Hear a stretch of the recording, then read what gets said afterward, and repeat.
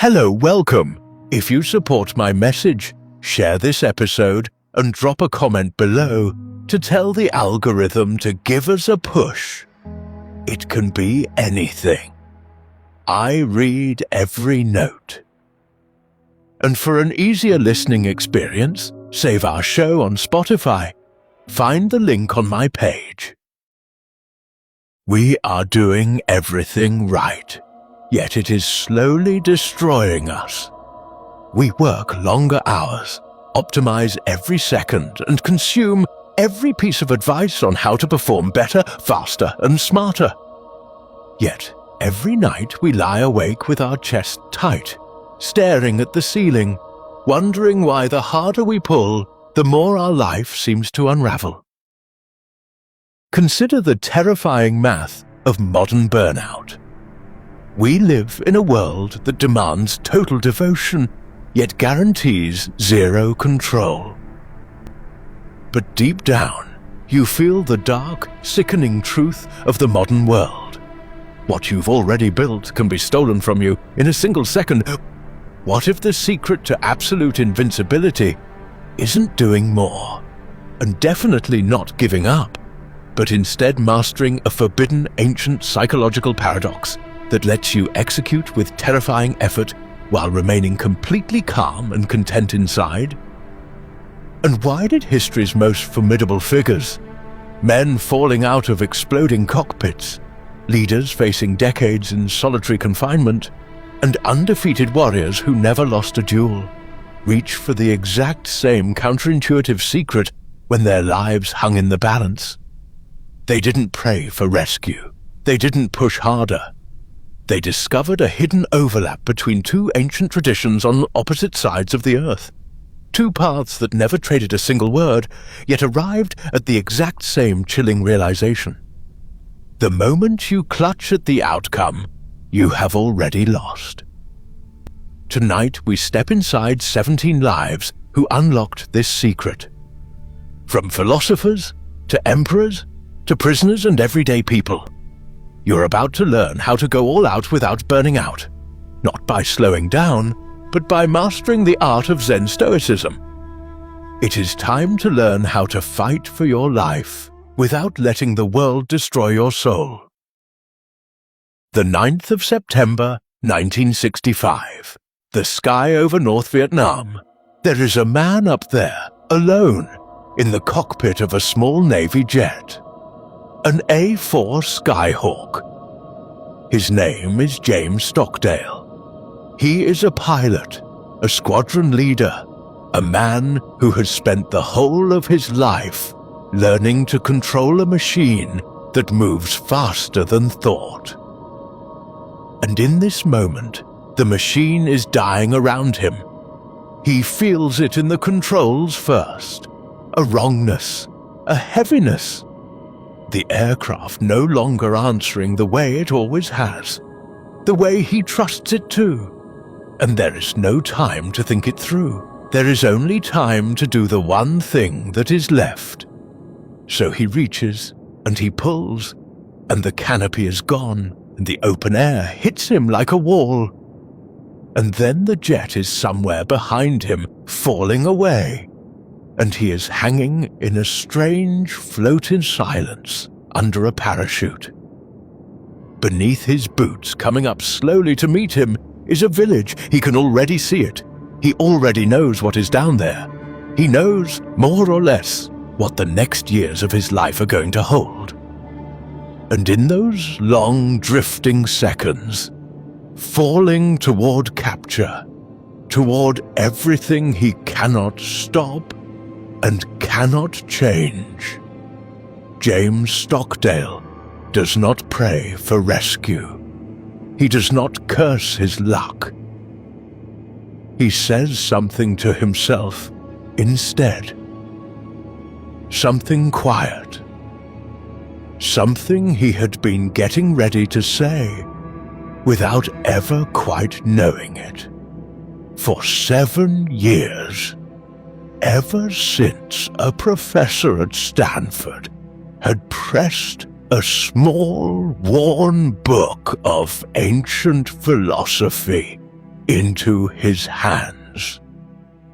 He says, "I am leaving the world of technology and entering the world of Epictetus." And then the village comes up to meet him. We will leave him there, in the air, on that one strange sentence, because to understand what he just said, to understand why a man falling out of the sky would reach for a philosopher who died 2,000 years ago instead of a prayer, you and I have to walk a very long road. 2 of them, in fact. And they begin far from any war. Welcome, nightlings. This is Huxley. If you like listening or falling asleep to real stories that will reveal life's deeper truths, then this is the place for you. Consider subscribing and let the next story find you when you need it most. If you are looking for something that supports the process of unwinding, we have partnered with Some Sleep to bring you their sleep aid drink powder for 10% off in the description below. It blends magnesium, vitamin B6, L-theanine and GABA, and a touch of melatonin to help ease the transition into rest. It's no wonder it is trusted by over 100 professional sports teams. They claim that 94% of people who use it fall asleep in under 1 hour. If you'd like to try it and support our small team as we reinvest into making these journeys even better for you, you can get 10% off your purchase using the link below with code Grandpa Huxley.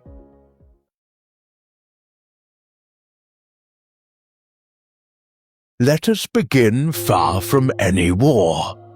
Or rather, let us begin at the very edge of one, in a small city you may never have heard of, in the summer of 1940. The place is Kaunas. At the time, it was the temporary capital of Lithuania, a quiet town of red roofs and river light, tucked into a corner of Europe that was about to be crushed between 2 enormous powers. And in that town, there was a consulate, a modest Japanese consulate. And in that consulate there worked a careful, courteous man named Chiune Sugihara. Now, you have to understand something about Sugihara, because it is the whole point of him. He was not by any obvious measure a hero. He was a diplomat, a vice-consul, a man who had spent his entire adult life inside the rules, learning the languages, following the protocols, waiting for instructions from a government far away, and doing precisely what he was told. He was good at it. He was a company man in the finest sense. He believed in order. And then, one summer morning, he pulled back the curtain of an upstairs window, and the order was gone. Because outside the gate, there was a crowd. Families. Whole families, with children pressed against their legs, and old people who could no longer stand for long, and young men with the particular stillness of people who have already run once and have run out of places to run to. These were Jewish refugees, most of them from Poland, fleeing west ahead of one army and east ahead of another, and they had washed up here, at this gate, in this town, because a rumor had reached them. A rumor that a man in this building could give them a piece of paper. And the piece of paper was the difference between a life and no life at all. Sugihara stood at the window with his wife Yukiko, and he looked down at them. And here is the trap he was standing in, the exact shape of it. He could see with perfect clarity what those people needed. It was the simplest thing in the world. A signature, a stamp, a few strokes of a pen. and it was the one thing not entirely in his power to give. Because a visa is not a private kindness. It is an act of a government. And his government, back in Tokyo, had said nothing that would let him do this. Not clearly, not in the way a careful man needs before he acts.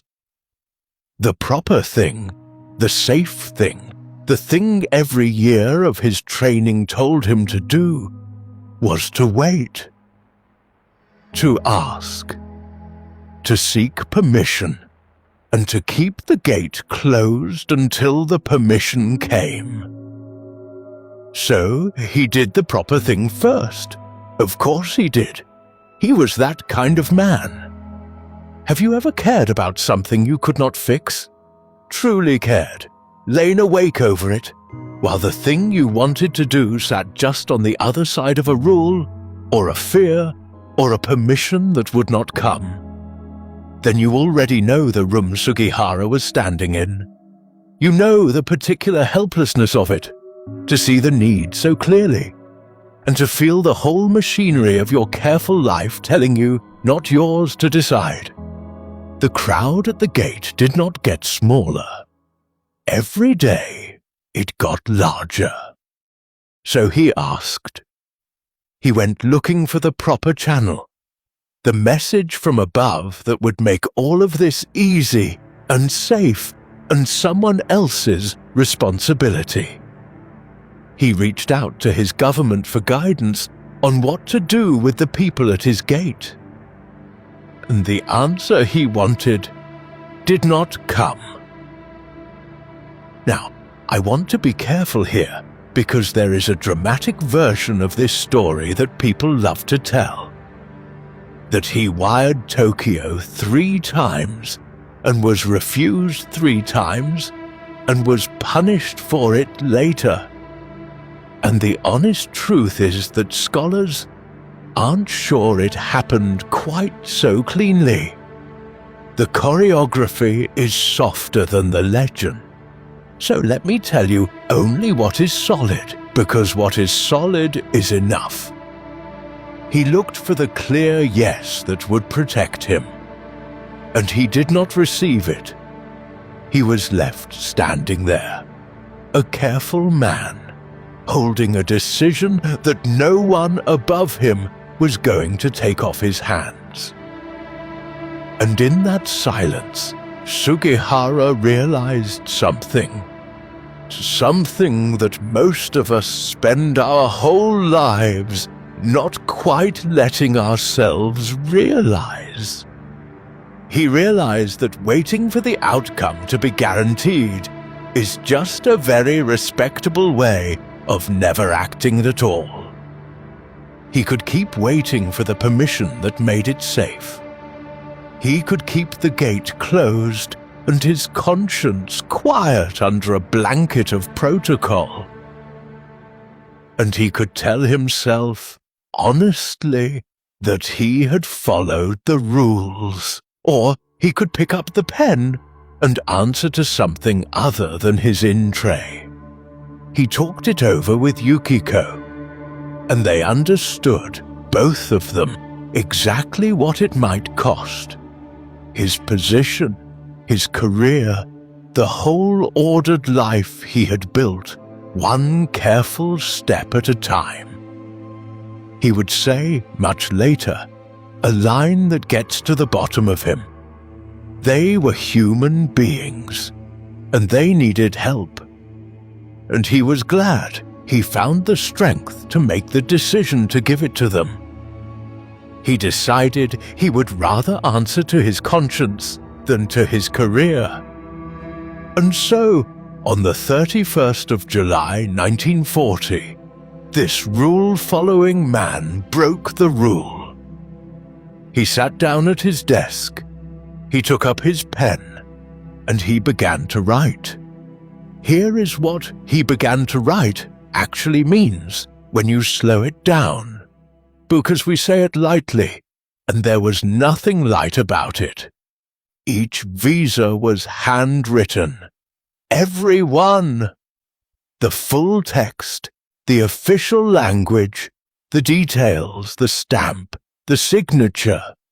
By hand, one at a time, in a beautiful trained script, at a small desk, in a closing consulate, while the crowd outside did not shrink. And each visa was not a piece of paper.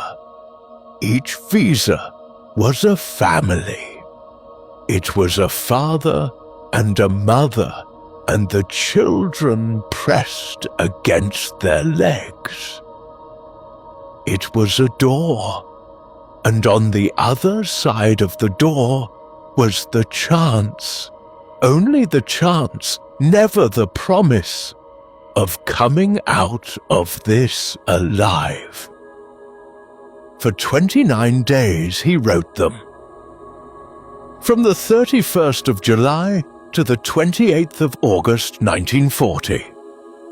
By the accounts that come down to us, he worked something like 18 hours a day, day after day after day, until his fingers cramped, until the muscles of his hand seized and blistered, until Yukiko would sit beside him and massage his aching hand so that he could keep going, keep dipping the pen, keep forming the letters, keep opening doors. Think about what that requires. Not the courage of one grand moment. We love those, the single brave decision. This was something harder and quieter. This was the courage of the next one, and the next one, and the next one, when your hand is screaming and your eyes are burning, and there is no possible way to know if any of it will work. Because that is the thing he could not know. He could not know if the borders would stay open long enough. He could not know if a single one of these visas would be honored at the far end of a journey across a continent at war. He was pouring out everything he had into an act whose result was entirely, completely out of his hands. And he did not stop to calculate it. He did not sit there tormenting himself over the odds, over the outcome, over whether it would be enough. He simply did the next one, and then the next one. Total commitment to the task in front of him, the only thing that was actually his, and no grasping at all for a result he was never going to be allowed to hold. By roughly the count historians can confirm, he signed something over 2,000 of them. More than 2,000 documents, each one a whole family's chance, written by one tired hand. And then the order came that he had known was coming. The consulate was closing. Japan was pulling him out. He was to leave Kaunas. His time was up, and there were still people at the gate. So picture the last of it, the 1st of September, 1940. Sugihara has to board a train out of Kaunas, bound for Berlin. He is being carried away from this place, this gate, these people, whether he is finished or not, and he is not finished. There are always more at the gate. Those who were there described what he did with the time that was left, and I will tell it to you the way it comes down to us, as something witnesses saw and remembered and passed on, not as a photograph. They say that even as he settled his affairs and prepared to go, he kept writing, that he wrote visas in the hotel, that he wrote them on the platform, and that when at last he was on the train, and the train began to move, he was still signing, still passing the finished visas, out through the carriage window, into the hands reaching up from below, as the platform began to slide away beneath them. In the most told version of it, in his final moments there, he pressed his consular stamp itself into a refugee's hands, so that the work could go on without him, so that the door could keep opening after he was gone. And then the platform was gone, and the town was gone, and Chiune Sugihara was carried off west into a war so vast that he would never in his lifetime be able to trace whose name he had saved. He simply rode away into the enormous dark, not knowing. Now, there is a very old idea, older than this train by nearly 2,000 years, and we are going to spend the whole night circling back to it. And it goes like this. A person is like an archer. When you take up the bow, you do everything in your power to aim true. You steady your breath, you set your feet, you draw the string with all the strength and all the skill you have. You give the shot the complete and total whole of yourself. And then the arrow leaves your hand. And the moment it leaves your hand, it is no longer yours. The wind will do what the wind will do. The target will stand where it stands. Whether it strikes home is now, forever, out of your control. And it was always going to be. Your part was the draw, and the aim, and the release. The landing belongs to the world. Sugihara aimed with everything he had. For 29 days he aimed, until his hand bled. And then the train pulled out of the station, and the arrows left his hand, thousands of them, out through the carriage window and into the dark. And the landing was never, ever his to hold. He was recognized decades later by Yad Vashem as righteous among the nations, the only Japanese citizen ever to be so honored. But he did not know that on the train. On the train, he knew nothing.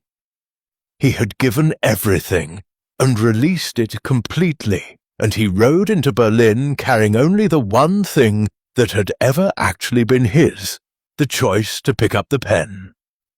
Which leaves us with a strange question, doesn't it? If the outcome was never yours, then what exactly is? What is left that truly belongs to you? The next 17 lives are the answer to that question, and the next one belongs to a man who spent his whole life on the opposite side of the earth. 300 years earlier, giving everything to the strike, and who could see every single time exactly where it landed. His name was Miyamoto Musashi. He was born in Japan around the year 1584, and he was, by the tradition that comes down to us, the greatest swordsman who ever lived. Now, I have to be a little careful with a man like Musashi, and I want to be honest with you about why, because when a figure becomes a legend, the legend grows a life of its own. And after 400 years, it can be very hard to tell the man from the myth that grew up around him like ivy around a post. So let me set the frame plainly. The stories say that Musashi fought more than 60 duels in his lifetime, Some tellings say 62, and that he never once lost. Not a single time. That is a staggering claim, and I want you to hold it the way an honest person holds it. As a tradition, a tally handed down, and not as a court record signed and sealed. Nobody kept an official ledger of a wandering swordsman's duels. What we have is the legend, and the legend says, undefeated. But even holding it loosely, even setting aside every embellishment, something real remains. A real man, wandering the roads of Japan with a sword, staking his actual life again and again and again on his skill in a single art. Because that is what a duel was.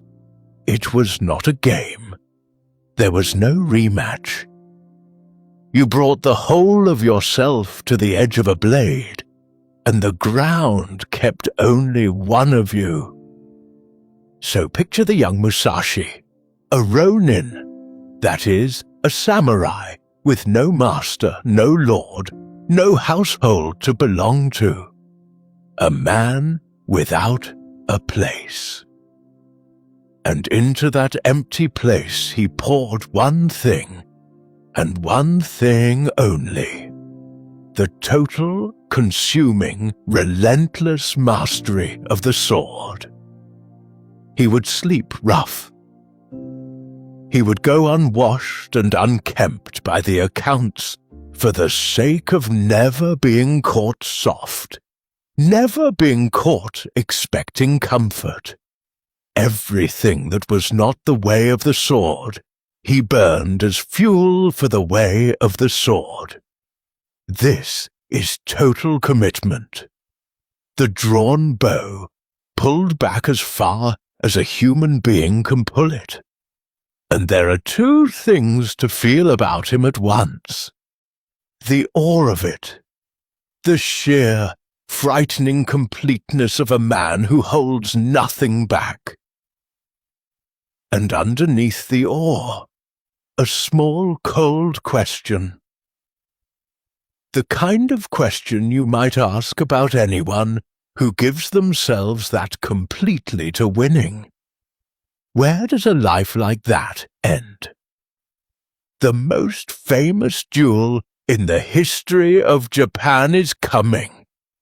And the remarkable thing about it, the thing that tells you Musashi was something stranger and deeper than a killer with fast hands, is that he won it before he ever drew his sword.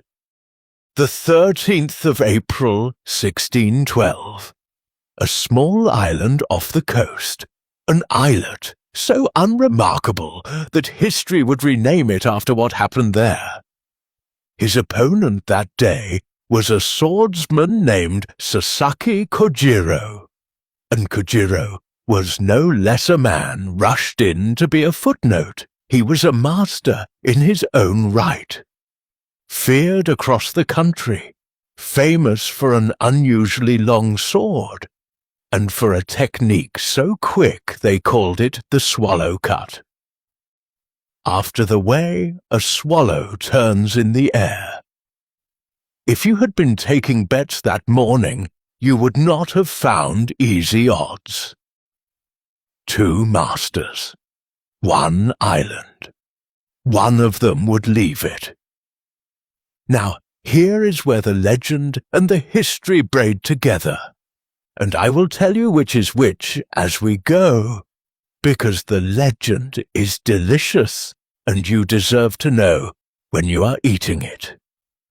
The story goes, and I do mean the story, this is the tradition, not the documented fact, that Kojiro arrived on the island exactly when he was supposed to. Immaculate, punctual, composed, his blade clean, his mind set, his honor sharp. And Musashi did not. Musashi, the story goes, was late. deliberately late, hours late.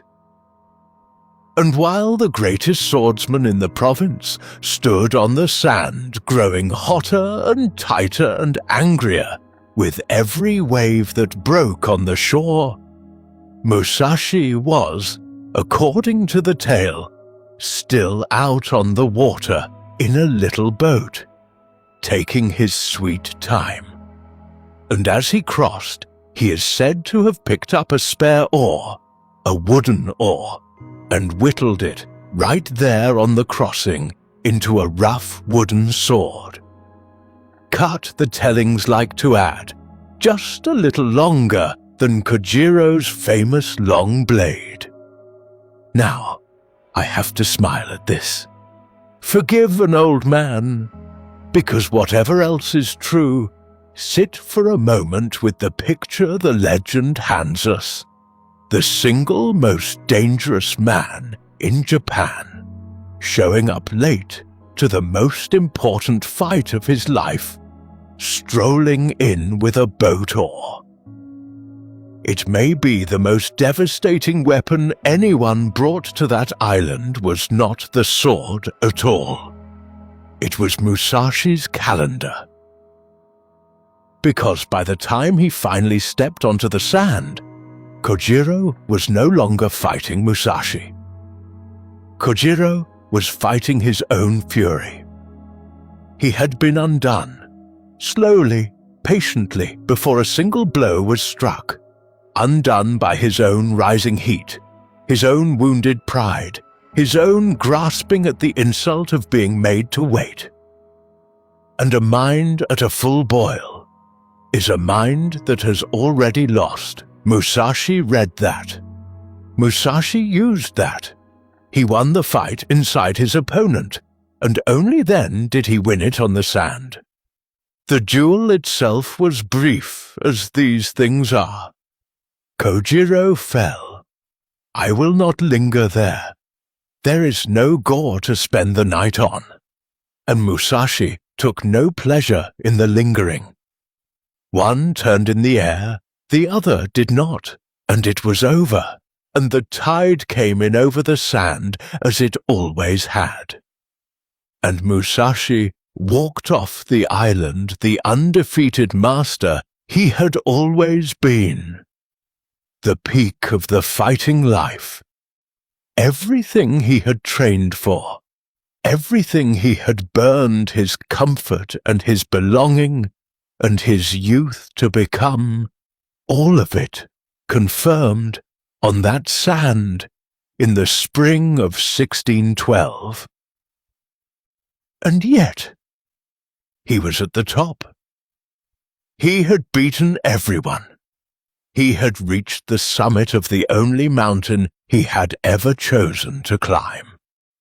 So why does this man, the winner, the undefeated one, spend the end of his life alone in a cave, writing down how little a person needs? Decades pass. The wandering years, the duels, the students, the paintings, for he became, in his later life, a fine painter and a maker of things, a man of surprising quiet. And then, near the very end, Miyamoto Musashi does something that no one expects of the greatest fighter alive. He withdraws. There is a cave on the wooded flank of a mountain called Kinpo, in the west of the country, behind the grounds of a mountain temple. It is a real place. You can still climb to it today, up through the dense green, and stand at its wide stone mouth, where a small stone figure keeps its patient watch in the dim. And it was here, in his final years, from around 1643, that Musashi came to sit. Not to train, not to duel, not to add one more name to the tally. To write. Sit with the strangeness of that. The loudest life imaginable. A life built entirely out of motion and edge, and the roar of contest, chooses, at its close, stillness, a cave, silence, the drip of water on stone, and the light coming green through the leaves at the mouth, and an old man with a brush instead of a blade. And what he wrote there was not what you would expect a champion to write. It was not a chest-beating memoir. It was not a list of the men he had beaten. Rules, stark, plain, unadorned. And the astonishing thing about them, the thing that should reach you where you are lying right now, is what they are almost entirely about. They are about wanting less. This is the man who conquered everyone. And the testament he leaves is not conquer more. It is a series of quiet renunciations. Do not seek pleasure for its own sake. Do not in your whole life hold on to possession you do not need. Do not act on half-understood feelings. Do not regret what you have done. Be indifferent to where you live. Line after line, the same low, clear note. Let it go, let it go, let it go. And the line I want to hand you, to carry into the dark, is this one. Do nothing that is of no use. Read it again, slowly, because it is the whole burnout cure folded into 5 words. Do nothing that is of no use, not do nothing. He was, to his last breath, the most committed man alive. He is not telling you to withdraw from life. He is telling you where to aim the enormous force of a life. Pour yourself, completely, without holding back, into the few things that actually matter, and strip away, ruthlessly, everything that does not. The comfort you are chasing, the reputation you are guarding, the endless little wants that eat your hours, and even, this is the deep one, even the craving for the win itself. Because think about what he actually released there at the end. He did not merely give up his sword, he gave up the thing the sword had won him. He let go of being the winner. He set down the identity he had bled for his entire life, Musashi the undefeated, and he found in the cave that a person is not in the end their victories. That you can give everything you have to the strike, hold nothing back, aim with the whole of your soul, and then release completely your claim on being the one who won. He gave everything he had to the strike, and then let go of the arrow, and let go too of ever needing to be the archer everyone remembered. But that raises the hardest question of the 3 peaks we're climbing tonight. Because Musashi chose his cave. He chose his stillness, chose his renunciation at the end of a long life on his own terms, having decided for himself when enough was enough. What about the man who does not get to choose? What about the person who has this stripping away forced on them? Not gently, not at the end of a full life, but all at once, in the prime of it, and held there for 7.5 years. You met that man already. You met him falling out of the sky. Now let him land. So let us go back to the sky, back to the 9th of September, 1965, and the man under the parachute, drifting down toward the village that is going to take him. We left him on a sentence. I am leaving the world of technology and entering the world of Epictetus. And I promised you we would come back and land him. So let us land him, and let us find out who on earth Epictetus was, that a falling man would say his name like a door he was choosing to walk through. Epictetus, we will meet properly later tonight. He has his own story, and it is one of the great ones. For now, all you need is the one idea he is famous for, the idea Stockdale was reaching for as the ground came up. Epictetus taught 2,000 years ago that a human being is free in exactly one way, and enslaved the moment they forget it. Freedom, he said, is knowing, really knowing down in the bone, the difference between what is up to you and what is not, and then spending yourself only on the first and letting go completely of the second. That is the whole of it. And 7 years before he was shot down, James Stockdale had been handed that idea.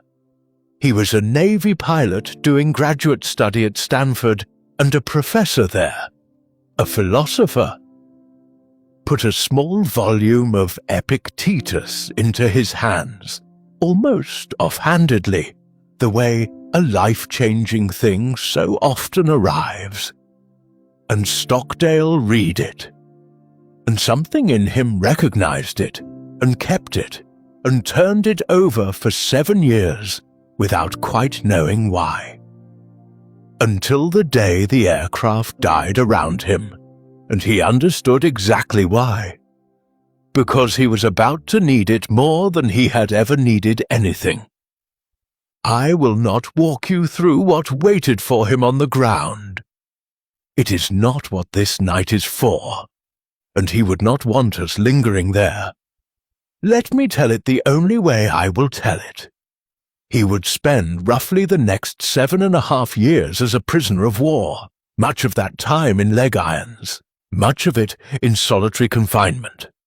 As the highest-ranking Navy officer held in that prison, the place the men bitterly nicknamed the Hanoi Hilton, he became the leader the others looked to, which meant he drew the worst of it onto himself, again and again, more than 20 times over those years. His captors could control everything about his body. Everything. Where it was, what it ate, whether it hurt, what they could not touch, what no one, he had decided in the air, would ever touch, was the one column that Epictetus had marked out for him as his own. What does a 2,000-year-old idea actually do inside a cell? Let me show you. Here is how Stockdale survived, in the plainest terms I can give you. He took the whole overwhelming catastrophe of his captivity, and he did what Epictetus had taught him to do. He sorted it into 2 columns. In one column, he put everything his captors controlled. His body, his food, or the lack of it. The door of the cell locked from the outside. The irons, the pain, the when and the whether of his release. A date he had no power over at all. All of it went in that column, and over that column he wrote, in effect, not mine, not up to me. And I will not bleed myself dry fighting a war I cannot win. And in the other column he put what was left. His judgments, his responses, his discipline, his character, his faith, the way he would carry himself, whether he would betray the other men, whether he would keep his honor intact when every hour was designed to take it from him. That column, small, invisible, and utterly his, that is where he poured the entire force of the man. And it was not passive. I want to be careful you don't hear acceptance and picture a man going limp. Stockdale went all out inside his column. He organized the prisoners. He set up a code of conduct, rules for how they would resist and how far, so that no man would be alone with an impossible choice. He helped run the famous tap code, the taps on the walls between cells by which men who were forbidden to speak spelled out words to one another, letter by patient letter, and stayed human, and stayed connected, and refused to let the isolation do what it was designed to do. He drew fire onto himself to shield the others. He gave the whole of himself to the only things that were actually his to give. Total effort, where he had power. Released grip, where he did not. The bow drawn to its absolute limit on the one column, and the other column, the vast one, held loosely, deliberately, with an open hand. And then there is the thing Stockdale noticed over those years. Watching, quietly, who came through that place with their souls intact, and who did not. It was not the toughest men who came through best. It was not even exactly the most hopeful. In fact, the hope itself, a certain kind of hope, was what killed some of them. Years later, long after he was free, Stockdale was asked about this directly. The management writer Jim Collins sat with him and asked him a question that had been troubling Collins as he walked beside this man who had endured the unendurable. He asked, "Who didn't make it out?" And Stockdale's answer came back easily without hesitation, because he had clearly thought about it for a very long time. "Oh, that's easy," he said. "The optimists." Collins was baffled. The optimists? The optimists were the ones who died. And Stockdale explained. The optimists, he said, were the ones who said, "We're going to be out by Christmas." And Christmas would come, and Christmas would go, and they would say, "We're going to be out by Easter." And Easter would come, and Easter would go, and then Thanksgiving, and then it would be Christmas again. And Stockdale said, "And let this land softly, because it is a heavy thing said gently. They died of a broken heart." Do you feel the terrible precision of that? These were not weak men. They were hopeful men, but they had pinned their hope to a date, to a specific outcome on a specific calendar that was sitting squarely in the column that was not theirs, the column marked "Not up to me." They had reached out and grasped with everything in them at the one thing they could not hold, the when. And every time the date arrived empty, a little more of them broke off and washed away, until there was nothing left to break. They grasped at the landing, and the grasping is what destroyed them. So if it wasn't blind optimism that carried a person through, if hoping for a happy date on the calendar was the very thing that hollowed men out and killed them, then what was it? What did Stockdale have that they did not? He held two things at once. Two things that at first sound like they should cancel each other out.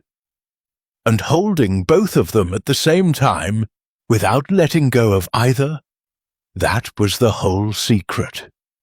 Jim Collins would later give it a name. He would call it the Stockdale Paradox, and it would become, for a great many people, the most useful idea in a hard season of life. Here is how Stockdale himself put it in the words Collins recorded. You must never confuse faith that you will prevail in the end, which you can never afford to lose, with the only question left was, what a man makes of a thing like that looking back. He was freed in February of 1973. He came home. And here is what he said about it in the end, looking back over the whole ordeal. In his own words, I never lost faith in the end of the story. I never doubted not only that I would get out, but also that I would prevail in the end and turn the experience into the defining event of my life, which, in retrospect, I would not trade. Would not trade, not survived, not got past, not put behind me. Would not trade. He looked back at 7.5 years of the worst that can be done to a person, and he called it the defining event of his life, and he said he would not give it back.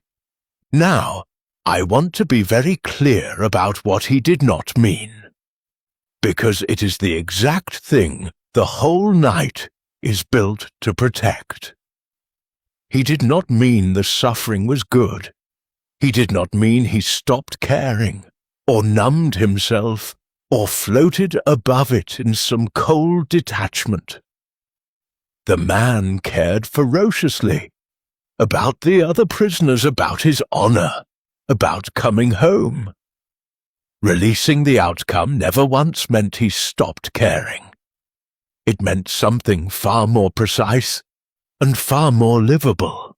He gave the entire, undivided force of himself to the only things that were his. His response, his discipline, his faith, his men, and he released his death grip on everything else. On the date, on the when, on the how it would turn out. And it did not hollow him out.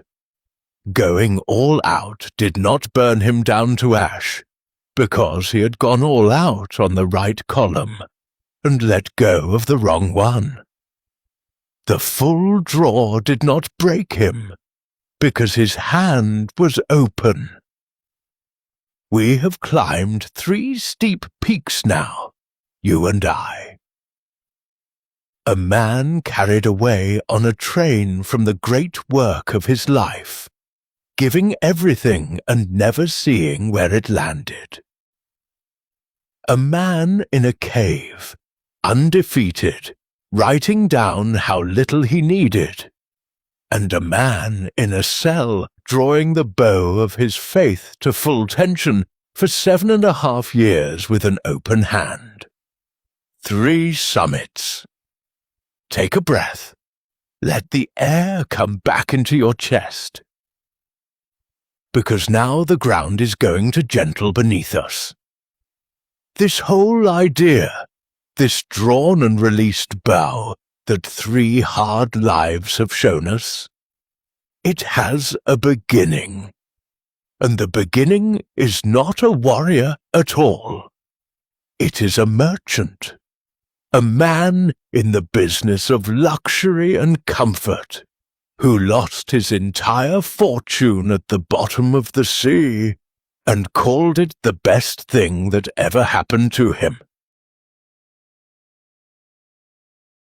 Somewhere around the year 300 before the Common Era, more than 2,300 years ago now, there was a merchant named Zeno.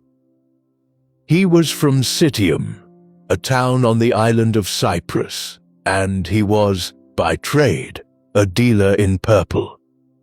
Now, you have to understand what purple meant back then, because it is not what it means to us.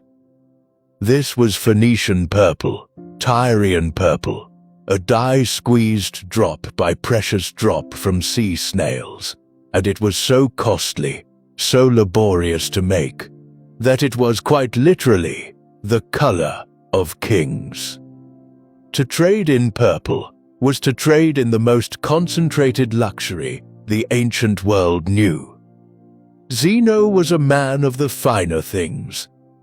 His whole identity, his whole standing in the world, was in his cargo, a hold full of the color of emperors, sailing toward the great port of Piraeus, just outside Athens.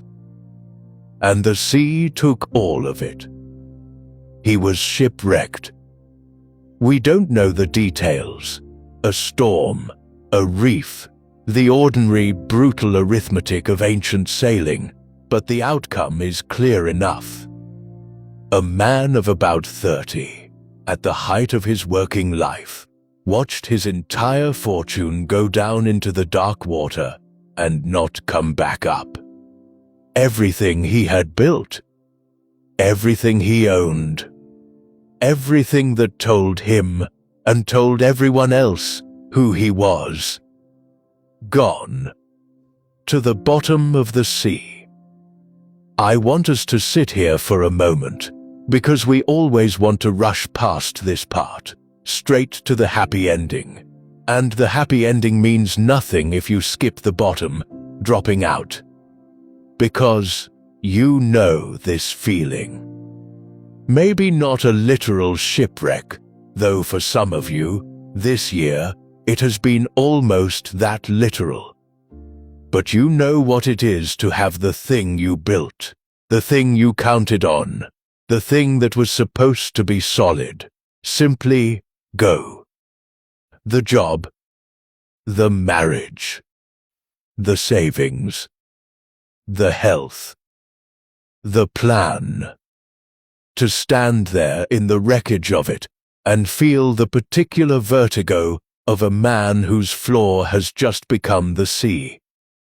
That is where Zeno was. Ruined. Adrift in a strange city with nothing. And this is the fear that keeps so many of us clutching so tightly to everything we have. The terror of change, the terror of loss, the deep animal certainty that if the cargo goes down, we go down with it. Watch what actually happens. A ruined man needs to get out of the weather. And so Zeno, with nowhere in particular to be and nothing left to lose, wanders into a bookshop in Athens. A bookseller's stall. Just to be somewhere. Just to pass the empty time that a wrecked life suddenly leaves you holding. And he picks up a book. It happens to be an account of Socrates, the second book of Xenophon's memoirs of him, and he begins, idly, to read. And something happens. Something lights up in him. Here is a man, Socrates, who owned almost nothing, who wanted almost nothing, who could not be bought, or bullied, or frightened, and who was freer, walking barefoot through Athens, than any wealthy man Zeno had ever sold his purple to. And Zeno, sitting there in a bookshop with his whole former life at the bottom of the sea, reads this, and looks up, and asks the bookseller a question that will, without either of them knowing it, start one of the great philosophies of human history. He asks, where can I find a man like this? Where do people like this actually live? And here is where I have to smile again, because the universe has such a dry sense of humor about its most important moments. At that exact instant, a philosopher named Crates, a cynic, a famously unkempt and unbothered man, happens to be walking past the shop. And the bookseller, without ceremony, without any idea that he is being the hinge of history, simply lifts a hand, points at the passing stranger, and says, "Follow that man." That's it. That is the founding moment of Stoicism. the entire tradition that would one day steady an emperor on a frozen frontier, and a slave in Rome, and a pilot in a prison cell, the whole of it traces back to a bankrupt merchant in a bookshop and a shopkeeper jerking his thumb at a guy walking by. Oh, him? Go on, follow that fellow. If you have ever felt that your life's turning points should have arrived with more dignity, with trumpets, with a clear sign, take some comfort in Zeno. Sometimes the door out of the wreckage is a stranger the bookseller happens to point at. And Zeno followed him. He studied. He learned. He went from teacher to teacher, and eventually he began to teach himself in a public colonnade in Athens called the Stoa Poikile, the painted porch. And that porch, that Stoa, gave the philosophy its name: Stoicism. The philosophy of the porch. And the thing he said, near the end, about the shipwreck that started all of it, that is the part I want to leave with you. Looking back, from the far end of a long and consequential life, at the disaster that had started everything, the day the sea swallowed his fortune and left him with nothing, Zeno is said to have summed it up in a single sentence. And it is one of those sentences that, once it gets into you, is very hard to get back out. He said, "I made a prosperous voyage when I was shipwrecked. I made a prosperous voyage when I was shipwrecked." Now, this comes down to us as a saying, an "it is said," the kind of line a tradition polishes over centuries, and I won't pretend it's a courtroom transcript. But it is beloved for a reason, and the reason is that it is true in the way that matters. Because look at what the loss actually did. As long as Zeno had his cargo, his whole self was invested in a thing that could sink. His identity was afloat on the water, at the mercy of every storm, every reef, every turn of luck he could not control. The shipwreck didn't just take his purple. It cut him loose from the terror of losing his purple. It freed him. And into that freedom he poured himself completely, but now into the one thing that could never, ever go down in any storm. Not the cargo. The mind that watches the cargo. Not the fortune. The character that holds the fortune, or holds its loss. He had spent 30 years aiming at things the sea could reach. And the wreck turned him, finally, toward the one thing no sea can touch. He could not control the sea, so he stopped bleeding himself over the sea. He gave everything he had left to the only thing that was actually his. His grip on the cargo was pried open by the water against his will, and he discovered, to his own astonishment, that the open hand was the free one all along. The loss was the door. And he had the rare courage, looking back, not to curse the door, but to bless it. So before we go on, let me stop and ask you something, quietly, the way Zeno once asked a bookseller. Zeno found a whole new life because he happened to pick up a book about someone who changed him. So, I'm honestly curious about you. Is there a person from history, or a subject, that you would love to spend an evening like this one with? A name that has always pulled at you? A time, a place, a life you have always wondered about? Drop it down in the comments for me, just a name, a moment, a corner of the past you'd like me to go wandering into. I read them. I really do. And they quietly shape the stories I go looking for next. Your comment tonight might be someone else's whole evening a few months from now. Now, notice something before we go on. The sea pried Zeno's hand open against his will. He did not choose to let the cargo go. The water chose for him, and all his courage was in blessing the theft afterward, instead of cursing it. But there is a harder version of that same freedom. The version where no storm forces your hand, where the loss is deliberate and cruel, and goes on not for one terrible afternoon but for decades, and you open your hand anyway, on purpose, because you have understood that the alternative is to stay in chains long after the gate has swung open. For that, we do not go further back in time.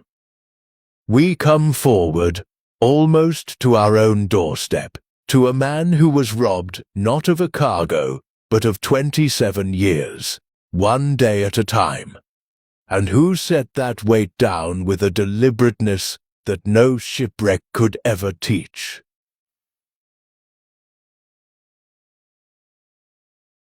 For 18 of the years we are about to talk about, he was not a name. He was prisoner 466/6 to not bargain. He stood up in the dock in the April of 1964, and he spoke for hours, and he ended on words that went out around the whole world. He had cherished all his life, he said, the ideal of a free and democratic society in which all people might live together in harmony and with equal chances. It is an ideal which I hope to live for and to achieve, he told them. But if needs be, it is an ideal for which I am prepared to die. Prepared to die. He had already given everything he had, and now, standing in front of the men who held his very life in their hands, he told them, without a tremor, that they could have that too. That is the fullest draw a human being can make. That is a man holding absolutely nothing back.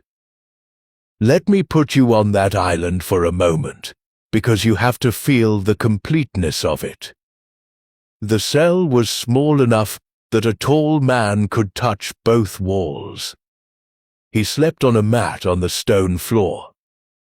And by day they marched him and the others out to a lime quarry, a great white pit, and set them to breaking rock with picks and shovels, hour after hour, year after year, in the glare of the sun, bouncing blindingly off the white stone until it damaged the very eyes in their heads. Letters were rationed to almost nothing, and what did arrive came shredded by the censors.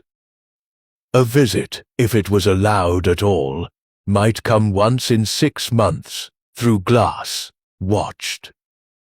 Everything Epictetus had put in that second column, the body, the circumstance, the freedom, the outcome, the whole world outside the wire, all of it had been taken and was being held by men who wished him gone and forgotten. They were certain, taken everything. They had not. Because there was one thing on that island the guards had forgotten to confiscate, for the simple reason that they could not reach it. It was the same thing the slave Epictetus had kept in the same kind of dark. The one column. His own inner life. His own response. The room inside a man that no key opens. And what Mandela did inside that room, across those decades, is the thing I want you to carry to your bed tonight." He governed it fiercely. He imposed on himself an iron discipline that no guard ever ordered and no rule ever required. He rose early and exercised in the tiny cell to keep his body from failing. He studied anything, everything, whatever scrap of a book could be got. And he taught.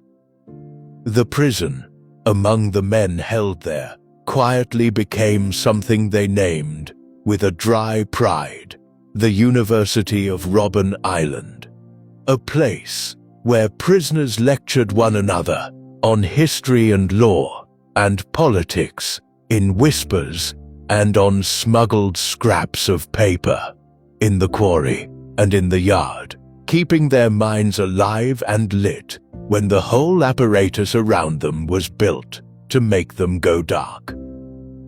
And here is the detail that stops me every time. He set himself to learn Afrikaans, the language of his jailers, the mother tongue of the very system built to grind him down. Not to surrender to it, never that.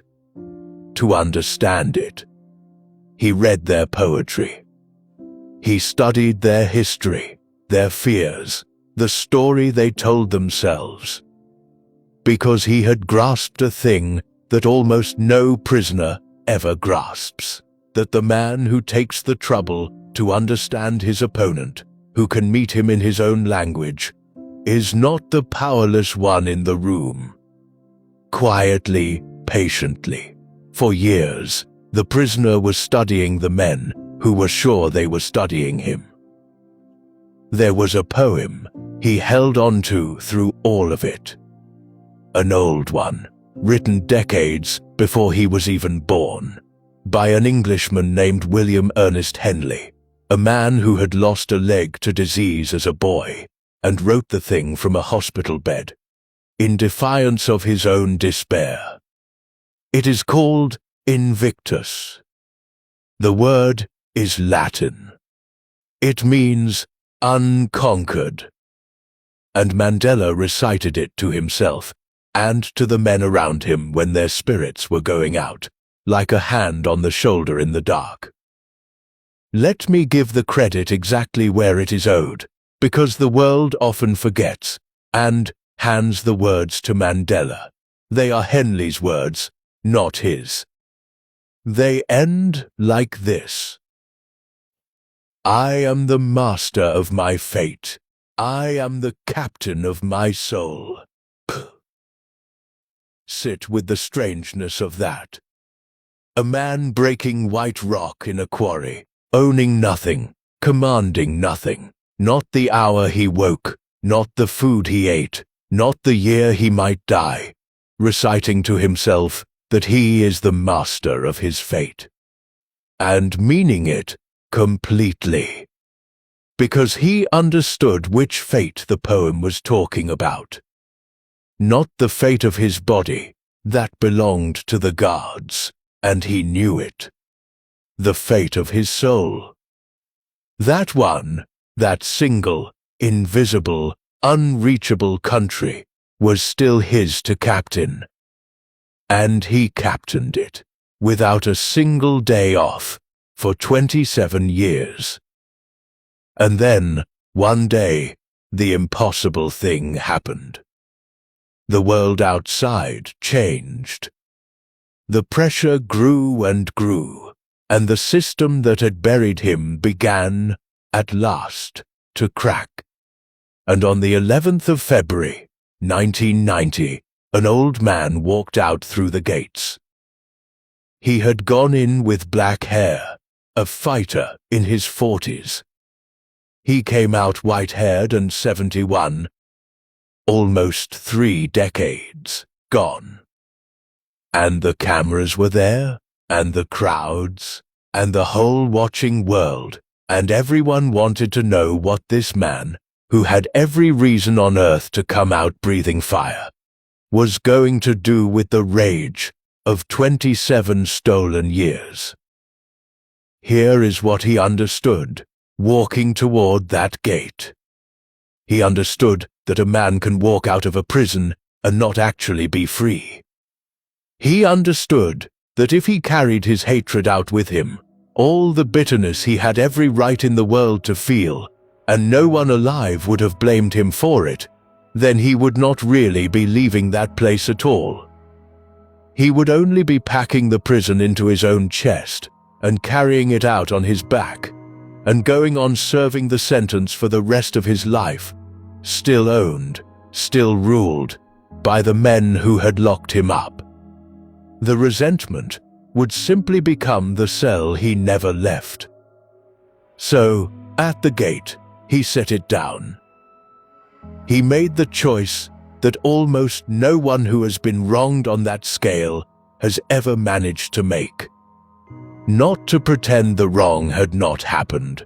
It had, monstrously, and he would spend the rest of his life working to undo it. Not to stop fighting for what was just. He never stopped. But to refuse, flatly, to let the poison of hatred take up residence inside him. To walk out into the light with open hands, instead of clenched fists. And he lived it, all the way. He sat down, later, at the same table with the men who had jailed him. He learned the name of the warder who had watched his cell, and kept it. When at last he was made president of the whole country, he asked men who had once guarded him on that island to come and sit among the honored guests. Not as a performance, as the natural act of a man who had genuinely put the weight down and had no intention of ever picking it back up. Look at the shape of the whole life, because it is our picture, drawn about as large as a human being can draw it. 27 years of the fullest draw imaginable, total, unbroken commitment to the fight, holding the line through a quarter-century of dark, with nothing to show for it, and no promise it would ever end.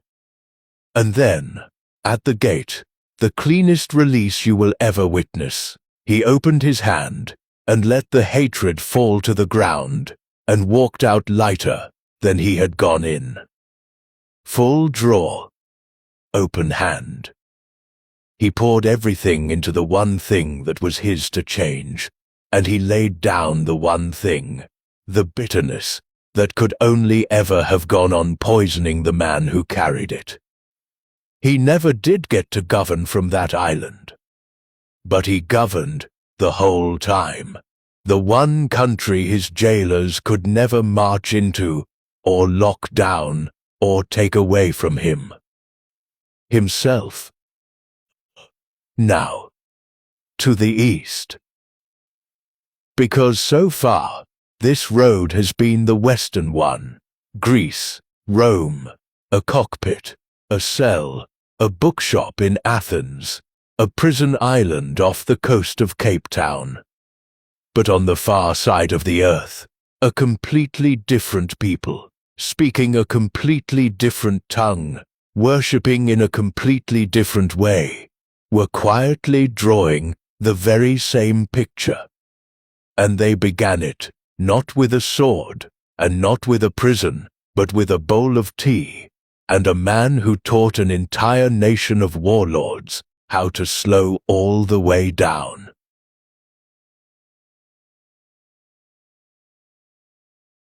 His name was Sen no Rikyu, and he lived in Japan from 1522 to 1591. And what he did, it sounds almost too all year. There is the ladle, the slow, exact movements of the host, the particular weight of the bowl warming your two hands. And there is a silence you could rest your whole tired life inside of. And the spirit that Rikyu breathed into every part of it was this, that this meeting, this cup, this guest, this exact configuration of light and steam and company is happening only once and will never come again. Not something like it. This one. The people around this bowl will never all be in this room, at this hour, in this life, ever again. And so, you owe it everything. Your complete, undivided, unhurried attention. Because it will never recur. Now, a careful note, because I love you, and I won't hand you a half-truth. There is a beautiful Japanese phrase for this, ichigo ichi, one time, one meeting, and you'll see it stitched on wall hangings and printed in tea books. That exact four-word phrase was actually coined a couple of centuries after Rikyu by a later tea man. But the idea, the living spirit of it, is genuinely Rikyu's own. A disciple wrote it down in his lifetime, that one should treat a gathering as though it could happen only once in a lifetime. So let us give Rikyu the thing that was his, not the slogan, but the way of seeing. Treat this as the only time. Because it is. They tell a story about how far he would go to teach that. And I have to tell it to you as a story, because that is what it is, a beloved tale, not a documented fact. But it is too good and too true to the man to leave out. The most powerful man in Japan at this time was named Hideyoshi, a warlord who had risen from almost nothing to rule the whole country. And Hideyoshi, the story goes, heard that Rikyu's garden had come into bloom with morning glories, rare ones, a whole garden of them, said to be the most beautiful in the land. And so he did what powerful men do. He announced that he would come and see them. He invited himself for a morning viewing to walk among these famous flowers. And on the appointed morning, Hideyoshi arrives at Rikyu's home, and the garden is bare. Every single morning glory has been cut. Not one bloom left on the vine. The famous garden is nothing but green stalks and empty morning.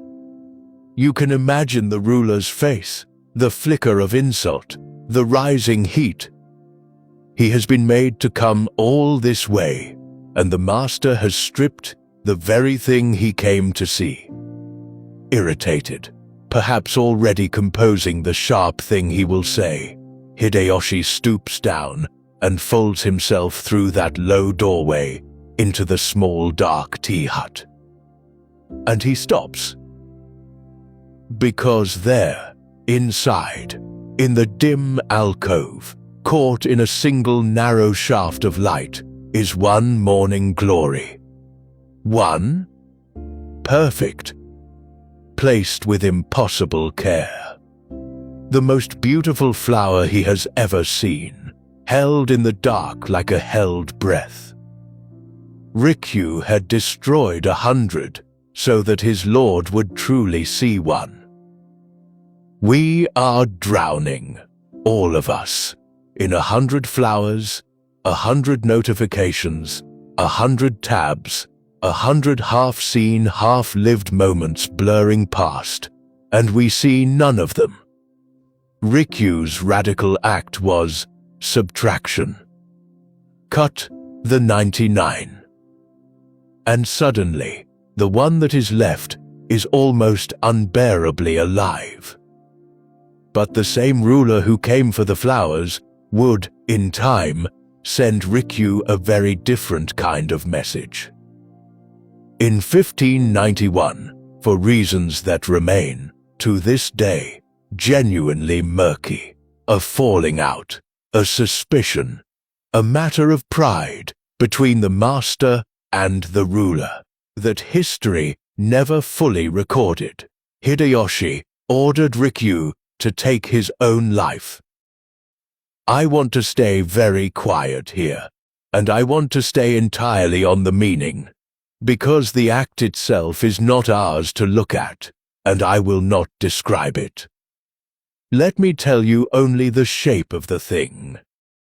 The most powerful man in the country sent a command to the old tea master, and the command was death.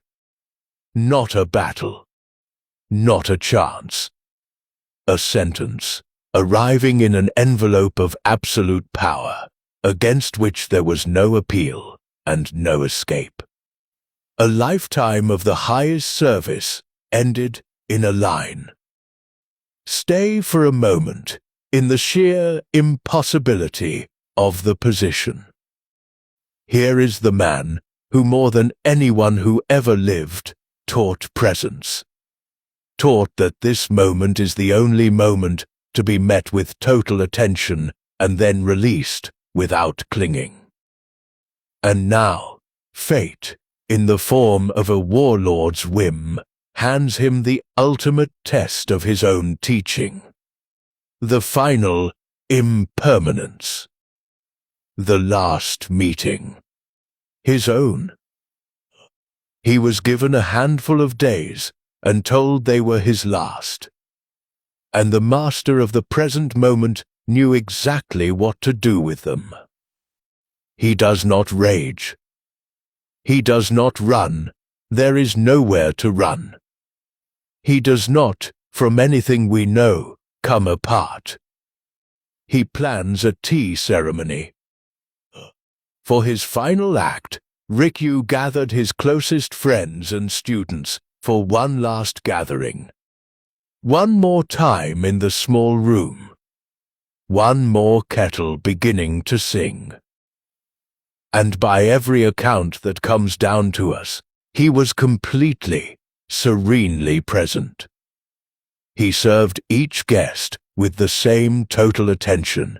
He had given 10,000 cups of tea across his life, perhaps more, because this cup, of all cups, would truly never come again. He offered them the utensils of the ceremony, one by one, as parting gifts, so that each would carry something of the meeting away. He composed his death poems, as was the tradition, a few final lines set down at the threshold. And then he sent his guests away, and he met the end that had been ordered, with a calm that has echoed down 400 years. Everyone else we have met so far did the two halves of the skill in sequence. Sugihara drew the bow for 29 days, and then, on the train, released the arrow. Stockdale held the draw for 7 years, and released the date. Draw, then release. First one, then the other. Rikyu did them in the same motion. Because in that final ceremony, the total commitment and the total letting go were not 2 acts.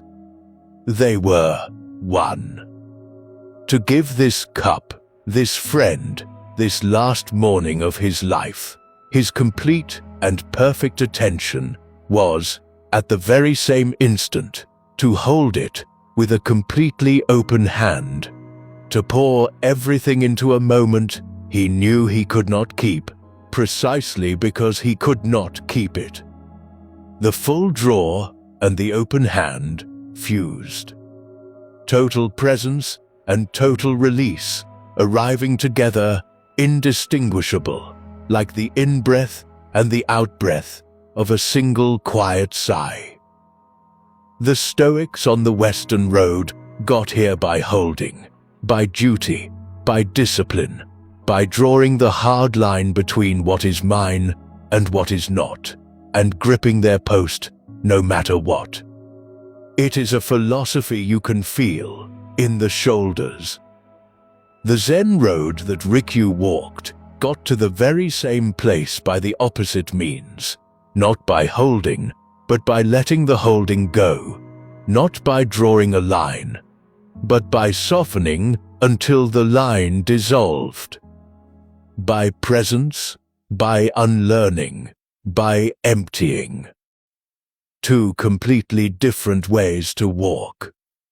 And they arrive, both of them, in the same small room, at the same open hand.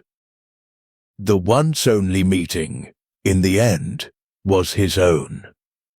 And he met it the way he had taught a nation of warlords to meet a bowl of tea, fully, and then not at all. Now, we have watched the skill lived all the way to its final edge. But somewhere on the long road between Athens and Kyoto, in a scripture far older than either the porch or the tea hut, this whole idea was once said out loud. Said in a single sentence. Said to a warrior, an archer, no less, who had frozen on the field of battle, his great bow slipping from his hand.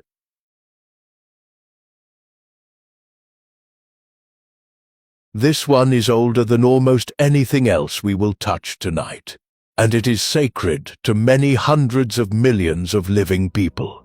So, I am going to tell it the way it deserves to be told, not as history, but as scripture, as a holy story, because that is what it is. The setting is a battlefield, a vast plain called Kurukshetra in ancient India, where two enormous armies have drawn themselves up, facing each other, in the last still moment before a war. And in the middle of that field, in a war chariot, stands the hero of the story. His name is Arjuna, and he is the greatest archer of his entire age. Not a common soldier, a prince, a master, a man whose skill with the bow is the stuff of legend. If anyone on that field was born and trained and ready to act, it is Arjuna. Beside him, holding the reins of his chariot, is his charioteer. And the charioteer is not an ordinary man at all. He is Krishna, God himself, come down into the world, standing quietly at the hero's side in the shape of a friend who drives his cart. And the battle is about to begin. And Arjuna looks out across the field at the army he is meant to fight, and he sees, on the other side, faces he knows. Cousins, teachers, elders, men he grew up honoring, men he loves, arrayed against him, because that is the tragedy this war has become. And something in the great archer simply breaks. His nerve fails. His resolve collapses. And in one of the most human images in all of the world's scriptures, his bow, his great bow, the Gandiva, the weapon that is the very symbol of who he is, slips out of his hand. He sinks down into the chariot. He cannot lift the bow. He cannot loose the arrow. He cannot act. And I want you to notice what actually paralyzed him, because it is the exact thing that has you lying awake. Arjuna is not frozen because he doesn't know how to shoot. He is the best there has ever been. He is frozen because he has become crushed by the weight of the outcome. He is looking down the whole future, all the consequences, all the grief, all the ways it could go wrong, the entire unbearable harvest of the act, and the weight of that future. A future he cannot control, has locked his arms at his sides. He is trying to carry the result. And the result is too heavy, for any human being to lift, so he cannot even begin. Have you ever been there? Not on a battlefield, at your desk, in your kitchen at midnight, so overwhelmed by everything that might come of the thing in front of you that you cannot make yourself do the thing in front of you at all. That is Arjuna in the chariot. That is the bow slipping from the hand. What do you say to a person too crushed by the outcome to move? Krishna's answer to the frozen archer runs for many verses. It becomes the whole of the Bhagavad Gita, the song of the Lord, one of the treasures of human thought. But the beating heart of it, the single line that people have carried in their pockets for 2,000 years, is chapter 2, verse 47. It goes, in one faithful rendering, you have a right to perform your prescribed duties, but you are not entitled to the fruits of your actions. Let me unfold it slowly, the way you'd unfold a letter you already know is important. You have a right to the action. The deed in front of you, the shot, the duty, the work, the next honest thing that is yours. That is completely, entirely yours to do, and to do with everything you have. Give it the whole of your skill. Draw the bow to its full tension. Hold nothing back. But you are not entitled to the fruits. The harvest, whether it lands, whether it works, whether they praise you or blame you, how it all turns out in the end, that was never yours to own. You do not get to keep the fruit. You never did. It belongs to the world, to time, to God, to 1,000 causes far beyond your two hands. Do you see what that does for Arjuna? It lifts off him the exact thing that was crushing him. He was trying to hold the fruit, the entire outcome of the war, and it had pinned him to the floor of the chariot. Krishna says, "Set that down. It was never yours to carry. Your part is the draw, and the aim, and the release. Pick up the bow. Do your part with all your heart, and let the arrow go." And the moment the fruit is set down, the hands are free. The archer can shoot again. Now I have to guard this one carefully, because it is the single most misunderstood idea in this whole tradition, and getting it wrong turns medicine into poison. When people hear "release the outcome," a lot of them hear "stop caring." They hear "don't worry about results," and they slide, quietly, toward "so why try hard at all?" And that is the exact opposite of what Krishna says. Because the very next breath of the teaching is a warning against inaction, against using this as an excuse to withdraw, to go limp, to do less. This is not a philosophy of the shrug. Arjuna is not told to lay down his bow and wander off the field. He is told to fight, to act with total skill and total commitment.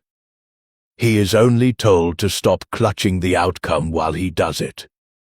Full engagement minus the grasping. Total effort, open hand. Bring it home to your own life, right now, in the dark. Releasing the fruit does not mean loving your child less, or caring less about your work, or putting less of yourself into the thing that matters. It means doing all of it, every bit of it, with your whole self, and refusing to be owned by how it lands. You still show up completely. You still pour it all in. You just stop trying to carry the harvest on your back while you plant. Care completely. Grasp at nothing. And here is the quiet thing I want to leave you with as our night deepens, because it matters more than it looks. Krishna says this in one clean sentence. A child could hear verse 47 and repeat it back to you. Act fully, release the result. It's simple. It fits on a breath. And it takes an entire lifetime to actually live. But there is a gap between understanding the sentence and being able to do it at 2 a.m. when the bow is slipping from your own hand. Knowing it is nothing. Living it is everything. Which is exactly why we are not finished. Why there are still 11 more lives waiting for you tonight. 11 more people who spent whole lifetimes learning to do the one simple thing the child could say. Because you don't learn this once.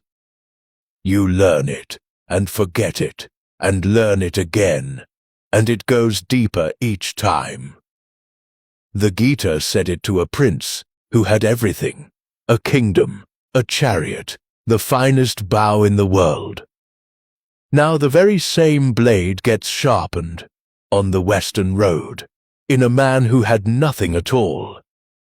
No kingdom, no property, no freedom, not even, in the end, a sound body to call his own.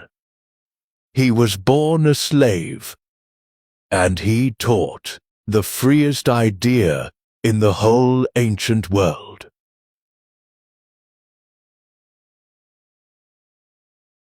We have finally come to him. Epictetus. The name James Stockdale spoke to himself as he fell out of the sky. Let me introduce you to him properly, now, on the ground. He was born around the year 55 in a town called Hierapolis in what is now Turkey. And he was born a slave. Not a fallen aristocrat, not a citizen who lost his freedom, a slave, from the beginning, the property of another person. He was taken to Rome, into the household of a man named Epictetus, who was himself a former slave, risen to work in the Emperor Nero's court. And, at some point in his early life, Epictetus became lame. He walked with a bad leg, or could not walk well at all, for the rest of his days. Now, there is a famous, dreadful story about how that happened. The story goes that his master, in a fit of cruelty, began to twist his leg, and that Epictetus, without heat, without fear, simply said, "If you keep doing that, you are going to break it." And that the master kept twisting until the bone snapped. And that, Epictetus said, still calm, still level, there. Did I not tell you it would break? It is a chilling, perfect little story. And I have to be honest with you, we cannot confirm it. It comes to us late and second-hand from someone with a point to prove, and serious people doubt it ever happened. So let us not build him on a legend. Let us build him on what is solid. And what is solid is this: a man who began his life owning absolutely nothing, not his time, not his labor, not his own body, which he could not even keep whole, grew up to teach the most liberating idea the ancient world ever produced. He owned nothing. And he became free in a way that his masters, with all their property, never were. How? What did the slave know that the free men didn't? He wrote none of it down himself, by the way, a nice detail. Everything we have from Epictetus was written by a devoted student named Arian, who sat in his classes in a town called Nicopolis and took down what the old teacher said. And the little handbook of it, the Enchiridion, opens with a single sentence that splits the entire world cleanly in two. It is the same sentence Stockdale carried into his cell, and I want to give it to you now, in the dark, to carry into yours. Some things are in our control, Epictetus begins, and others are not. And then he sorts the world into the two piles. In our control, our opinions, our aims, our desires, our aversions, in a word, everything that is truly our own doing. The judgments we make, the way we choose to respond. Not in our control, our body, our property, our reputation, our position in the world, in a word, everything that is not our own doing, everything the world and other people and luck get a vote on. And if you can really learn that division, down in the bone, not just as a clever idea, then no one can enslave you. Not even the man who owns your body. Because the man who owned Epictetus's body could make him stand, or kneel, or suffer. But he could not make him assent to a single false thing. He could not reach the one column that was actually Epictetus's. The slave kept the free part. And so the slave was, in the way that finally mattered, the free man. Now bring that to your bed tonight.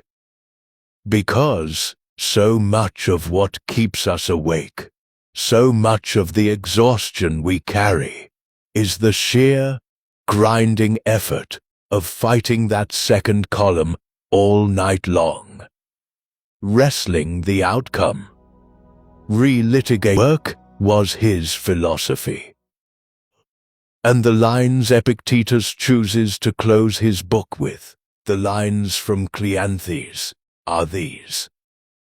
Lead me, O Zeus, and thou, O Destiny, wherever your decrees have fixed my station. I follow willingly, and, did I not, wicked and wretched, I would have to follow still. Sit with the shape of that for just a moment. Not, I will grit my teeth and endure my fate. Not, I will resign myself to what is coming. Something stranger and warmer and much harder. I follow willingly.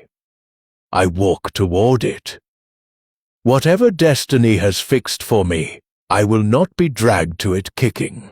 I will go to meet it on my own 2 feet, as if I had chosen it. There is a name for that. A famous name. But it will not be spoken tonight until the very end, when both roads have arrived, because the name is the last knot we tie. For now, let the feeling of it settle into you, to follow willingly. To walk toward your own fate instead of bracing against it. Hold that. We will come back for it. Epictetus lived out his life in that town in Greece, Nicopolis, teaching. Lame. Owning almost nothing. Famous now, sought out even by the powerful, but keeping to his simple lamp and his students, and his hard, clean ideas, until he died, an old man, somewhere around the year 135. and by every measure that his own philosophy cared about, he was freer than the emperor. Because he had done the thing the handbook teaches. He had drawn the whole force of his life down onto the one small column that was truly his own will, his own judgment, his own responses, and he had let go, completely, of everything in the other column that the world was always going to control, anyway. He gave 100% of himself to the only thing that was ever 100% his. He drew the bow of his own will to its full tension. And everything else he simply unclenched and let be. The freest man in Rome had started as a slave.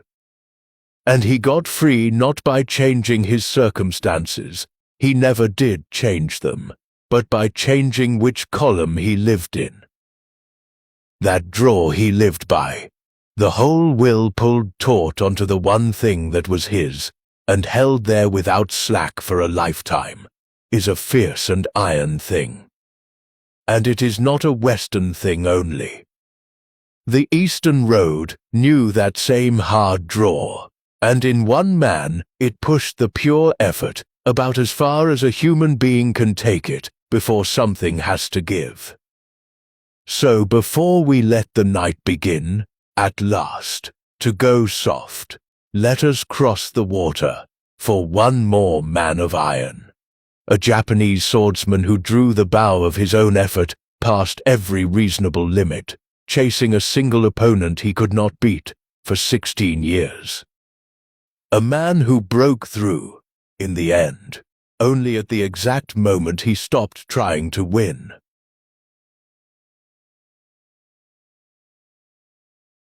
His name was Yamaoka Teshu, and he lived in Japan in the 1800s, from 1836 to 1888, in one of the most violent, convulsive hinges in his country's whole history, as the old world of the samurai came crashing down, and the modern one was born. He was three things at once, each of them at the very highest level: a master swordsman, a master of Zen, and a master of the brush, of calligraphy. And he was, by every account, a giant of a man, physically enormous, with a will to match. I will tell you one thing about the size of that will before we get to the story, so you know the kind of man we are dealing with. When the old order finally fell, and a great army was marching on the city of Edo, the city we now call Tokyo, poised to burn it to the ground in a final battle, it was Teshu who walked, more or less alone, straight into the enemy camp to negotiate. And in no small part, because of what he did there, the largest city on earth at that time was handed over without a battle. No siege. No fire. The greatest swordsman of his age used his life at the decisive moment to prevent a fight. It matters more than it looks. But go back, now, to when he was a young man of 28. Already famous. Already, by common agreement, one of the finest blades in the country. And he goes up against a master named Asari Gimei. And something happens that Teshu has never once experienced. He loses. Not by a little. In the way the story is handed down to us, Asari does not even really fight him.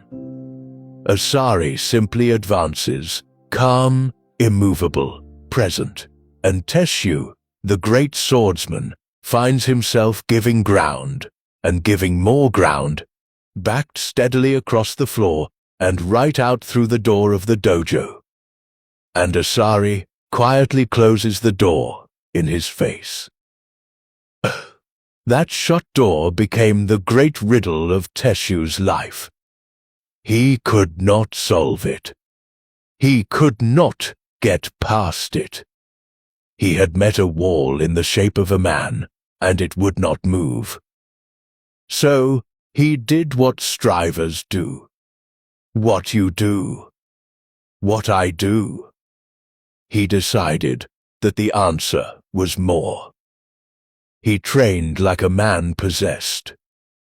He is famous, to this day, for the sheer inhuman volume of his practice, for endurance trials, in which a swordsman fights bout after bout after bout, hundreds of consecutive matches in a day, and in Teshu's case, in the fiercest of these trials, well past 1,000. He sat in Zen meditation for hour upon hour. He drove himself, year after year, with the whole force of that enormous will, toward the one thing he wanted, to walk back into that dojo and beat Asari Gime. And it did not work. That is the part I need you to really hear tonight, because it is your part. It did not work. For something like 16 years, it did not work. Every time he closed his eyes to meditate, there was Asari, looming up in his mind, calm and unbeatable, that same immovable wall. He could not think his way past it. He could not train his way past it. He could not, by any act of will, no matter how ferocious, force the breakthrough to come. And the cruelest turn of it was this: the harder he strained toward beating Asari, the more solid and unbeatable Asari became, inside his own mind, unquote, by day. The reaching was feeding the wall. The trying was building the very thing he was trying to knock down. 16 years. A giant of a man, with one of the great wills of his age, throwing the entire force of himself against a locked door, and the door not moving an inch. If you have ever poured everything you have into forcing a thing open, and watched it stay shut, and felt the particular madness of that, the effort that only makes it worse, then you already know exactly where Teshu was living.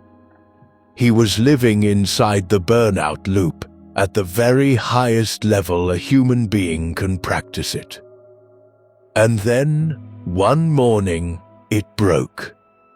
Not the way he thought it would. In the pre-dawn dark of a spring morning in 1880, and this date is solid, the 29th or 30th of March, he was in his 40s by then, Teshu was sitting, as he had sat 10,000 mornings, in meditation. And at some point in that stillness, something in him finally let go. The grasping loosened. The straining, the reaching, the whole clenched 16-year effort to conquer, it simply released its grip. And he reached for the wall in his mind, for Asari, the way he had every single day for 16 years. And it was not there. He could not conjure him. He tried to summon up the unbeatable opponent, the immovable presence, the thing he had been fighting his whole adult life, and there was nothing to fight. No wall. No enemy. Just the quiet, and the morning, and an open, empty space where the whole struggle used to be. He was so overcome that, the story goes, he rushed to Asari and begged him for one more match, needing, at last, to test it. And Asari faced him, and looked at him, and would not fight. He simply lowered his sword and said the words that have come down to us as the whole point of the tale. Now, you have arrived. Now, A word of honesty about that perfect scene, the 16 years, the words at the end. It reaches us mostly through a later biographer, and a story this clean has usually been smoothed by loving hands in the retelling. So take the exact wording as the tradition's gift, not a verbatim record. But the shape of it is solid history. The man, the wall, the long defeat, the breakthrough in meditation in the spring of 1880. And the shape is the truth we need. Because of what he did next. Out of that breakthrough, out of discovering that his greatest opponent dissolved the instant he stopped grasping at victory, Tessue founded his own school of the sword. And he gave it a name that tells you everything. He called it Muto Ryu, the school of no sword. No sword. Think about what that means, coming from one of the deadliest swordsmen who ever lived. He had spent his whole life perfecting the blade, and arrived, at the end of all that fierce effort, at the understanding that the highest mastery was not about defeating the man across from you at all. That when the grasping self, the anxious, straining, must-win self, finally drops away, there is no enemy left in the room to defeat. Only the moment, and the movement, and a mind so present, and so unclenched, that it has nothing left to fight. That is why the great swordsman's greatest act was stopping a battle. The whole of his life pointed there. Let me give you that act in a little more detail, because it is the truest portrait of the man. When the great army was closing on Edo, poised to storm and burn it, Tessue volunteered to carry a message through the danger, and to do it, he walked, alone and open-handed, straight through the lines of the enemy, right into their camp, to sit down face to face with the very commander who meant to level his city. And by his sheer steady presence, and his plain honesty, and a calm that could not be rattled or bought or frightened, he helped talk that commander down, and helped arrange the handover of the city without a battle at all. A whole vast city spared, because the finest blade in Japan chose, at the decisive hour, not to draw it. And he lived out the rest of his days in that same open-handed way. He became one of the most sought-after masters of the brush of his entire age, and he wrote and gave away calligraphy by the thousands upon thousands of sheets to farmers and beggars and anyone at all who asked, keeping almost none of it, holding on to none of it. He had learned, at the far bottom of 16 years of striving, the thing this whole night is trying to teach you, that the mastery was never in the gripping. It was in the giving. He drew the bow of his own effort further than almost any human being ever has. 1,000 bouts, 16 years, an iron will thrown against a locked door. And every bit of that drawing was necessary. It built the vessel. But the shot itself, the breakthrough, only ever came in the instant he stopped forcing it. Full draw, and then, at last, the open hand. The effort built everything. The letting go finished it. Now let the whole night begin, at last, to go soft. Because the next teacher did not draw any bow at all. He did not fight a single duel or win a single war. He shrank the entire world down to the size of a single bowl held in 2 hands. A gentle monk, in the middle of a war, who taught that the most radical thing a tired human being can do is to wash one dish as though it were the only thing in the world.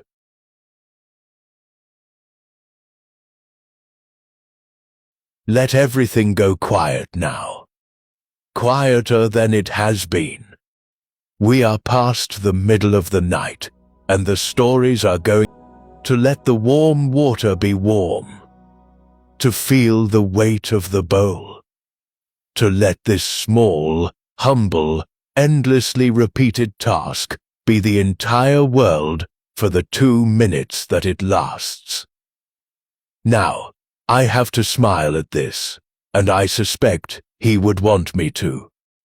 Because of all the grand and terrible things we have talked about tonight, the shipwreck, the prison, the ordered death, the battlefield of a god, the great secret of the peaceful mind turns out to be doing the dishes.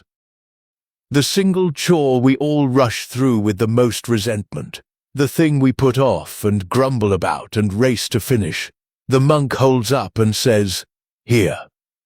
Here is the doorway. It was here the whole time, in the one place you were least willing to look. Right there, in the greasy water." But do not let the gentleness fool you into thinking this was a soft man in a soft life. Because the truly astonishing thing about Thich Nhat Hanh is where he was standing when he learned to talk like this. He was not a monk on a peaceful hillside. He was a monk in a war. Thich Nhat Hanh came of age as a teacher during the Vietnam War, in the middle of it, in the wreckage of it. And he did not retreat from that wreckage into the calm of the monastery. He walked straight into it. He founded something called the School of Youth for Social Service. Young people, many of them monks and nuns, who went out into the villages that had been bombed and burned, to rebuild the homes, to carry the wounded, to help the orphaned and the ruined. It was dangerous work. It was the opposite of safe. Some of those young volunteers were killed doing it. He had a name for this. He called it engaged Buddhism, a phrase he coined. The idea that all this stillness, all this presence, all this washing of dishes was not a way of hiding from the world's suffering. It was a way of walking into the world's suffering without being shattered by it. Meditation not as an escape from the fire, but as the thing that lets you stand in the fire and still act, still help, still love, without your own mind burning down alongside everything else. He paid for it too. His piecework made him enemies on every side, and he ended up barred from his own country, exiled from Vietnam for something close to 40 years. Nearly 4 decades, unable to go home. He met the American civil rights leader, Martin Luther King Jr., in 1966, and King was so moved by him that he nominated Thich Nhat Hanh for the Nobel Peace Prize the following year. He did not win it. No Peace Prize was given at all that year, but the nomination tells you the weight of the man. This gentle monk at the sink was one of the great moral figures of a terrible century. So when he tells you to wash the dishes, understand where the instruction is coming from. It is not coming from a man who had it easy and never had to concentrate on anything harder than a teacup. It is coming from a man who kept his complete, unhurried presence in the middle of a war, who learned to be fully here while the whole world was screaming at him to be anywhere but here. Which raises a pointed little question for the rest of us. standing at our own sinks, in our own comfortable kitchens, with no war outside the window. If he could stay present in that, what, exactly, is our excuse?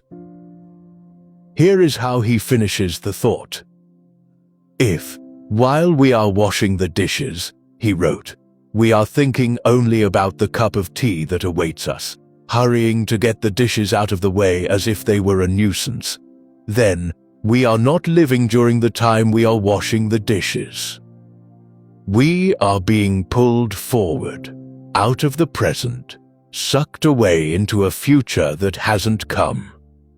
And if we cannot wash the dishes, he said, we will very likely not be able to drink our tea either. Because when we are drinking the tea, we will only be thinking about the next thing, and the next, and the next.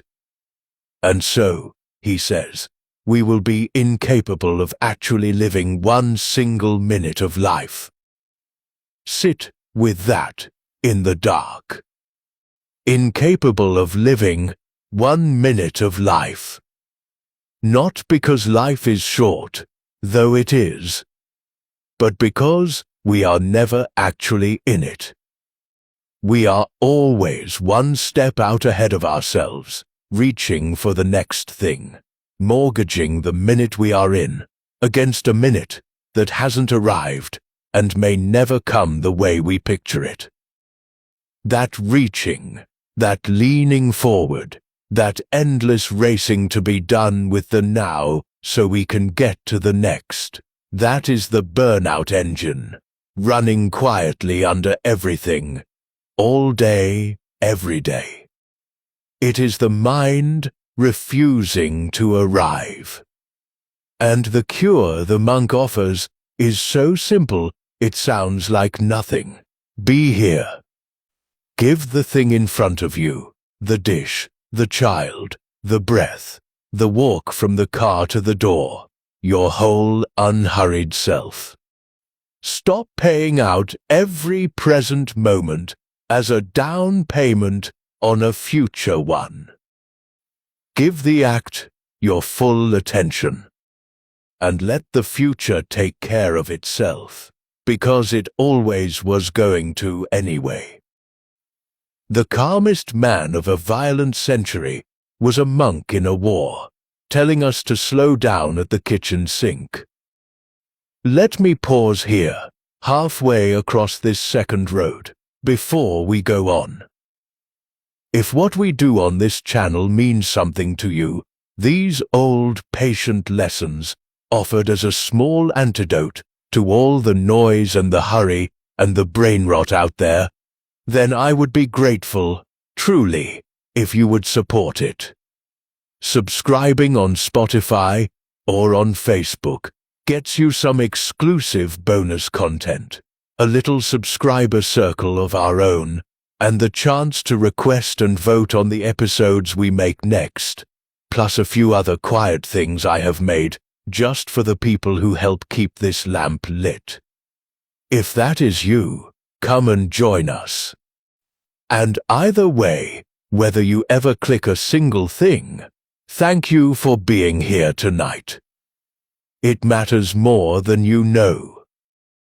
Now, from the monk who owned nothing, in the middle of a war, to the most powerful man in the entire world, alone, in a different war, writing the very same lesson to himself by lamplight.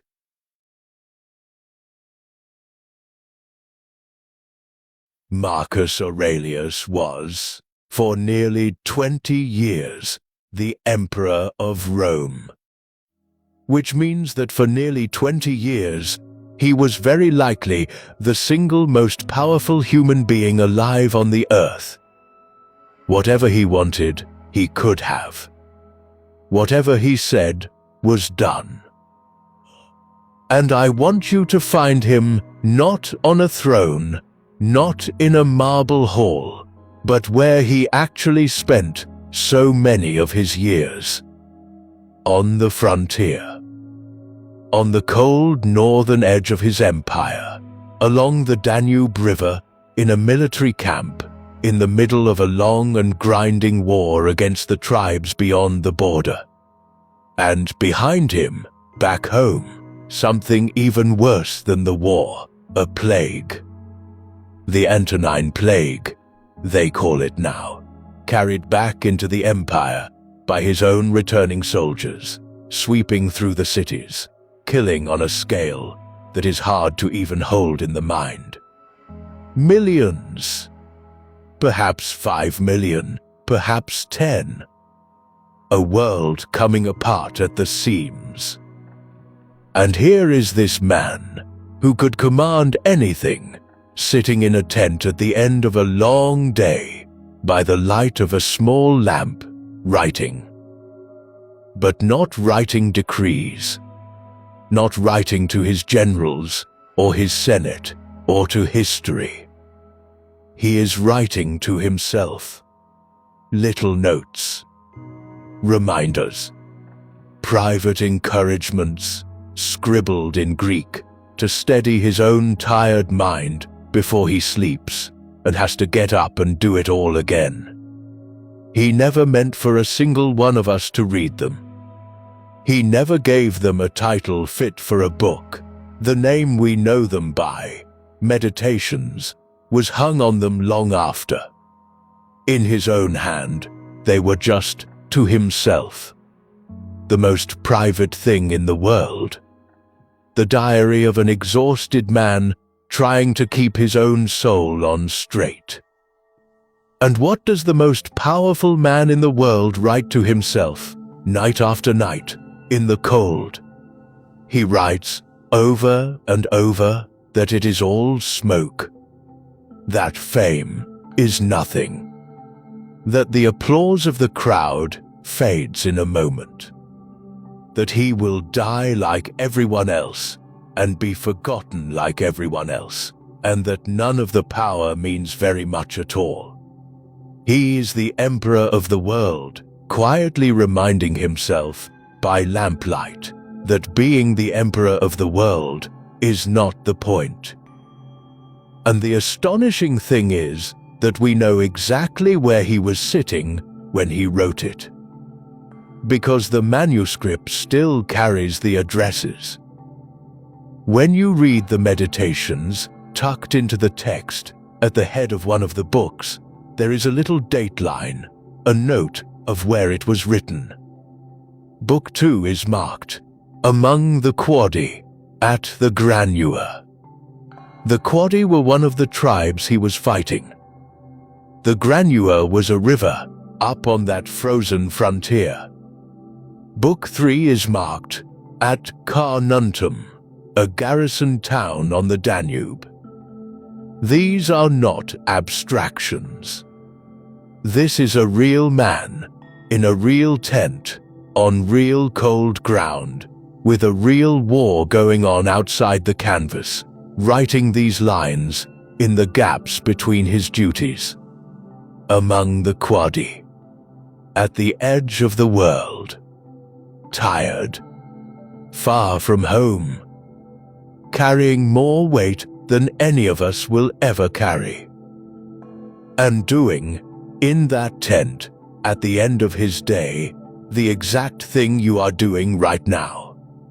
Trying to put the day down. Trying to talk his own mind into some kind of peace before sleep. 2,000 years apart, and the same small human act, the powerful and the ordinary, the emperor and you, both lying awake at the end of a hard day, both reaching for something to steady the mind. He was not writing philosophy at us. He was doing what we are doing. And in the cold, in that tent, among the Quadi, he set down the phrase that this whole long night keeps circling back toward. He wrote, say yes to your own life. Hold the feeling. We are almost ready to name it. And what does all of it? The power, the plague, the war, the fame that is only smoke, the loving of one's fate, What does it all come down to, in the end, for Marcus? It comes down to something wonderfully small. Something you can actually do tomorrow. Do the task in front of you. Well, and let the rest go. He writes to himself, in one place, waste no more time arguing about what a good man should be. Be one. Stop debating it. Stop performing it. Just do the next right thing quietly and move to the one after that. And, in another place, do every act of your life as if it were the last. Not morbidly, fully. Give this act, this one, your whole self, because it may be the last, because they are all, in the end, numbered. Duty, without the ego. Effort, without the grasping. He poured himself completely into the role fate had handed him, emperor, general, father, dying man, and he released every night by that lamp, his grip on the applause, the outcome, the legacy, the smoke. He did not ask his enormous life to be different. He welcomed it and did the next right thing and expected nothing back. The emperor welcomed his fate by choice. Freely. With that open, willing yes. But what happens to a person who does the exact opposite? Who cannot say yes to what is? Who grips the goal so hard, and pushes so relentlessly, and refuses so completely to let anything go, that the trying itself curdles into a sickness? For that, we go back to Japan. To a monk who drove himself to the edge of ruin, and who wrote the whole Burnout down in his own hand, so that we would know it was real.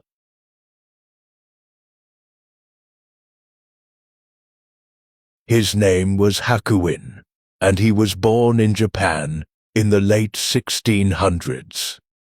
He would become one of the most important Zen masters in the history of his country, the man who, more than any other, revived a whole tradition and who gave the world that famous, maddening riddle. What is the sound of one hand clapping? A giant. A master's master. But he did not start there.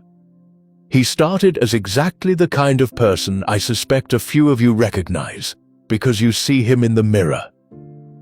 He started as a young monk who tried too hard. Hakuin, in his youth, was ferocious. He believed, with his whole heart, that the answer to everything was more effort. Push harder. Sit longer. Strain further. Refuse rest. Refuse comfort. Refuse softness of any kind. If enlightenment would not come, then he would break the door down by sheer force of will. He drove himself in his meditation past every reasonable limit, and then past the unreasonable ones, certain, utterly certain, that enough pressure, enough grinding, enough pure, relentless force would finally crack the problem open. You know this person. You may be this person some weeks. The one who is convinced that the cure for being exhausted is to try even harder. That if the effort isn't working, the answer is obviously more effort. That rest is for after the goal, after the win, after the door finally breaks. And here is what happened to Hakuin, the great striver, the man who would not stop pushing. The harder he pushed, the worse it got. Until, one day, his body simply gave out beneath him. He fell apart. Completely. And we are not guessing about this, and it is not someone else's diagnosis of him after the fact. Hakuin wrote it down himself, later, in his own account. He called it Zen sickness. And he described the symptoms with a plainness that will sound uncomfortably familiar to anyone who has ever burned themselves all the way down. His head was hot, burning, feverish. His feet were always cold, icy, no matter what. His ears rang. His heart was fearful and exhausted. He was worn to nothing, anxious, sleepless, unable to find any peace at all. The relentless striving had not broken the door open. It had broken him. This is burnout. 300 years ago, in a mountain temple in Japan, described from the inside by the man living it. Not a modern buzzword. A real condition, as old as effort itself. The pure striver, the man who poured everything into pushing and left nothing for anything else, had emptied the tank completely and then kept flooring the pedal, and the engine had seized. And the thing that saved him, the cure he eventually found, was not what he expected. It was not what any striver expects. It was, in fact, the exact and total opposite of everything he had been doing. He went looking for help, and he found it in a hermit. A recluse named Hakuyu, living deep in the mountains, who understood these things. And the hermit did not tell the burned-out young monk to try harder. He did not give him a more intense practice, a stricter discipline, a bigger hammer for the door. He taught him to soften.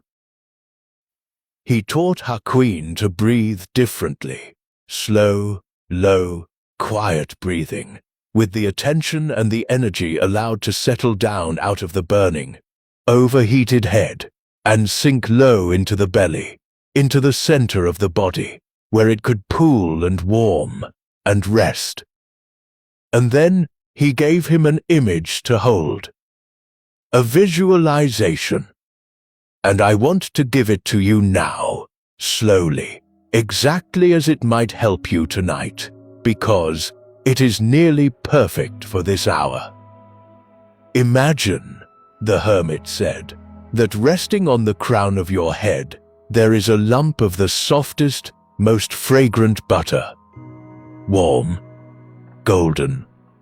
And imagine that, very slowly, with the warmth of your own body, it begins to melt. And it melts down, over the crown of your head, down across your forehead and your face, down the back of your neck, and over your shoulders. Warm, soft, sweet-smelling, melting slowly downward. Down through your chest, your arms, loosening everything it touches. Down through your back, your belly, your hips. Every muscle it passes over, letting go, softening, unclenching, releasing. Down through your legs. All the way down to your feet, warming even those cold, cold feet at last. Do you feel it? Even a little, lying there? That is the cure. Not more force. The release of force. Not a tighter grip, but the letting go of grip, here turned inward, onto his own clenched body, letting the clench go. Forcing had burned Hakuin out. Softening healed him. And he was so restored by learning to stop straining that he went on to teach, vigorously, powerfully, deep into his old age, into his 80s. The man who nearly destroyed himself by trying too hard, became a great master the moment he learned how to let go. And there is one more story about him. Not about his own body this time, but about his good name. And it shows the very same non-grasping, aimed at something even harder to release. Now, I have to flag this one for you honestly, because I love the tale, and I won't pass it off as fact. This is a story told about Hakuin, not something he wrote down himself. It has the polish of a legend, but it is beloved for a reason. So here it is. There was a young woman in the village, near Hakuin's temple, who became pregnant. And her parents were furious and demanded to know who the father was. And the girl, frightened, to protect the man she actually loved, gave them a name she thought was safe and respectable. She named Hakuin, the revered master, the pillar of the community. The family stormed to the temple, enraged, and confronted him with the accusation and the shame of it. And Hakuin's entire reply, to the ruin of his reputation, the collapse of his good name, the disgrace of it all, was 2 words. Is that so? That was all. And when the child was born, it was brought to him, and he took it in, this disgraced monk, and he raised it. He begged milk for it from the neighbors, the same neighbors who now whispered about him, who had lost all their respect for him. He endured the shame and asked for nothing back, and simply cared for the child. And a year later, the young woman could not bear the guilt any longer, and confessed the truth, that Hakuin was not the father at all, that she had lied. And the mortified family rushed back to the temple to beg his forgiveness, to grovel, to take back the child and restore his honor and apologize 1,000 times over. And Hakuin's entire reply, as they took the child back, was, again, 2 words. Is that so? Now, I will be honest with you. I do not know a single one of us who could manage that. Most of us cannot achieve that serenity about a slightly rude email, let alone a shattered reputation and a child appearing on our doorstep. There is a real and rueful comedy in the gap between Hakuin's 2 calm words and the absolute fireworks the rest of us would set off. And that gap is exactly the size of the thing we are all trying to learn tonight. Because look at what he did. When the blame came, he did not clutch at his good name, did not fight to defend it, did not let its loss destroy him. And when the praise and the apology came flooding back, he did not clutch at those either. Praise and blame, honor and disgrace, he let both of them pass right through him, like weather, like wind through an open window. He held his reputation loosely, in a hand he simply refused to close. He gave everything to the actual duty in front of him, care for the child, and released his grip entirely on what people thought of him. That is the Zen twin of Stockdale's release date, and Sugihara's released landing, and Marcus's smoke. The non-grasping mind, oh, held to the one thing that is yours, your own action, your own care, and open, open, open to everything else. And notice what actually healed Hakuin. Not a bigger hammer. He got well the very moment he stopped forcing, the moment the clenched hand, at last, let itself soften. Hold on to that, because it is about to become something larger than a cure. far to the west of Japan, in ancient China, long before Hakuin ever fell ill. A laughing old philosopher watched an ordinary cook let go of force so completely that a lifetime of hard effort seemed to simply vanish out of his hands. And in that, he said, was the whole secret of caring for a life.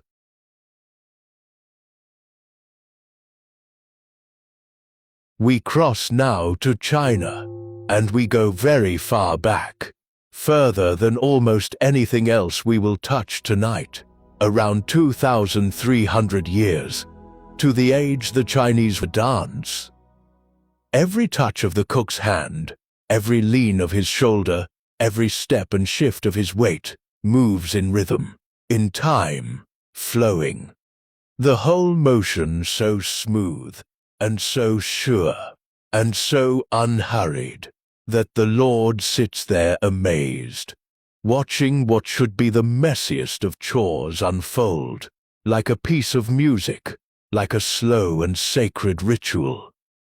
Zhuangzi even gives us the sound of it, a soft zip, a soft zoop, the blade whispering through, never catching, never forcing, like a ceremony set to a quiet beat. And the Lord cannot help himself. "Ah, this is wonderful," he cries. How? How does a man's skill ever climb to a height like this? And Cook Ding lays down his knife and answers. And his answer is one of the clearest descriptions of mastery anyone has ever set down. What the first care about, he says, is the way, something that goes beyond mere skill. And then he tells the Lord how it grew in him, over years. When I first began cutting up oxen, he says, I saw nothing but the whole ox in front of me, a solid, impossible mass, all of it in my way. After 3 years, I no longer saw the whole ox. And now I do not look with my eyes at all. I meet it with my whole spirit.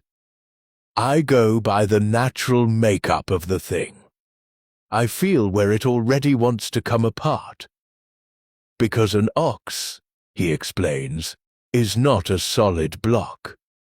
It is full of spaces, joints and hollows and openings, natural seams where the parts meet.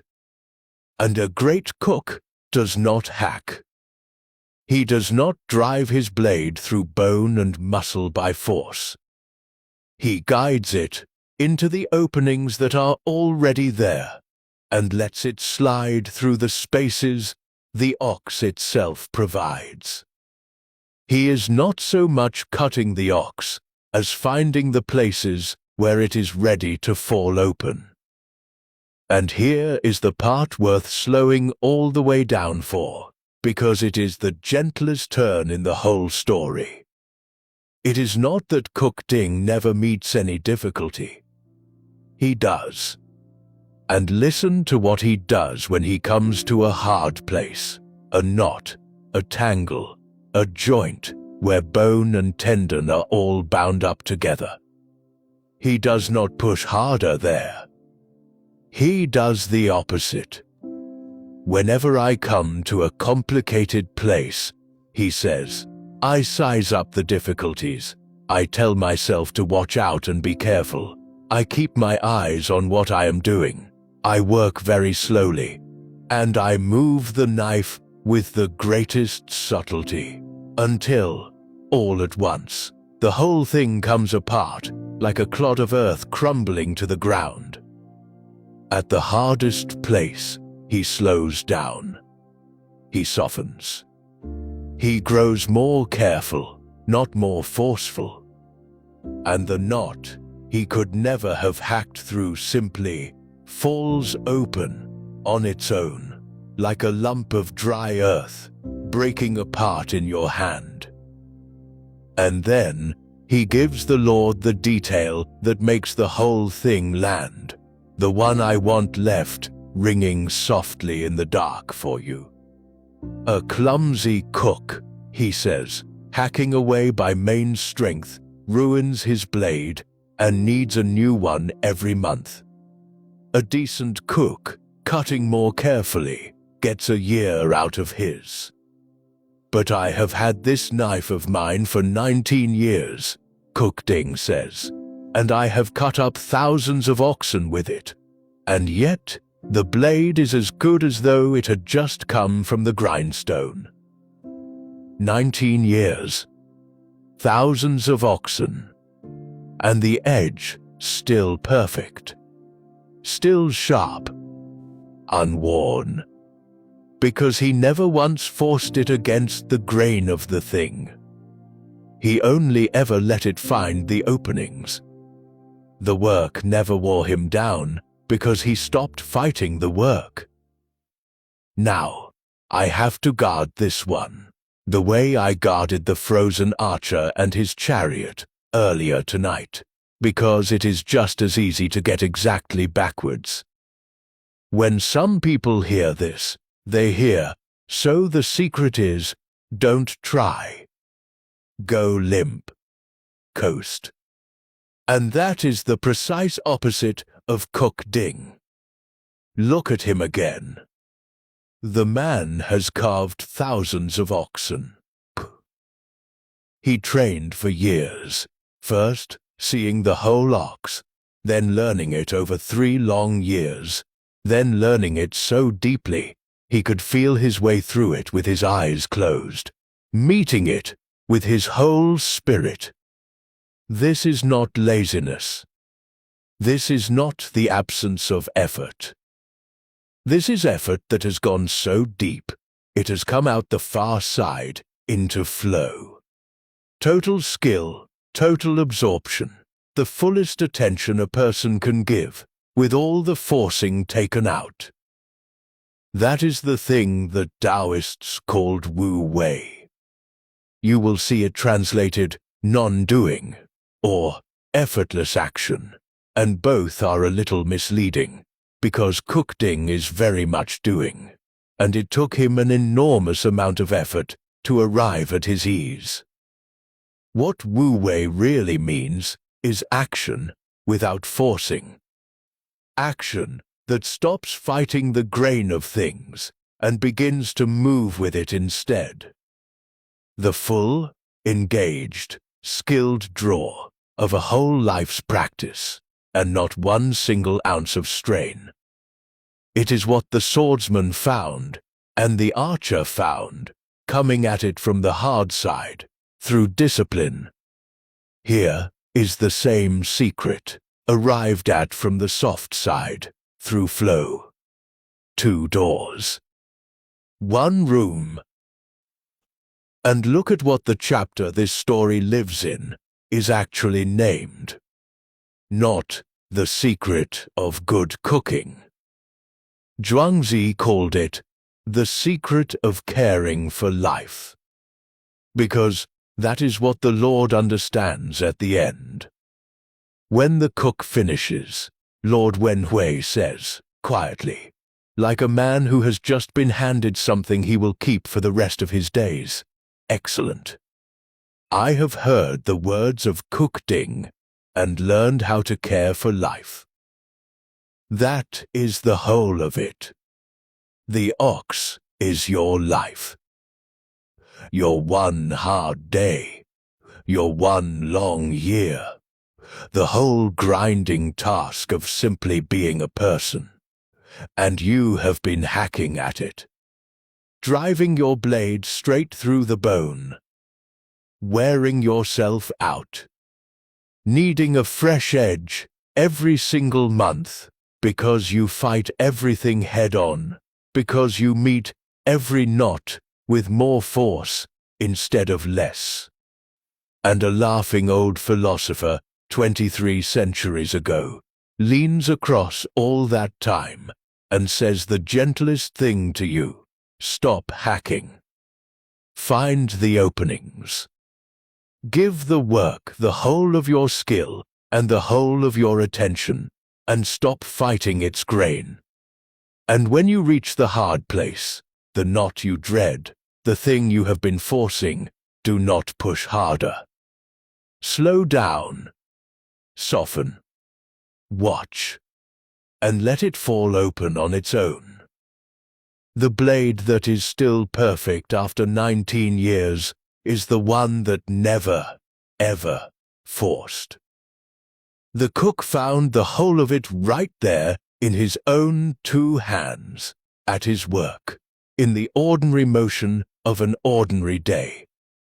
And that idea that there is no gap at all between the humble task in front of you and the deepest thing there is to find was about to be said again some 1,500 years later, back in Japan, by a young monk who went all the way to the mountains of China looking for enlightenment, and found it, instead, in an old man drying mushrooms in the sun.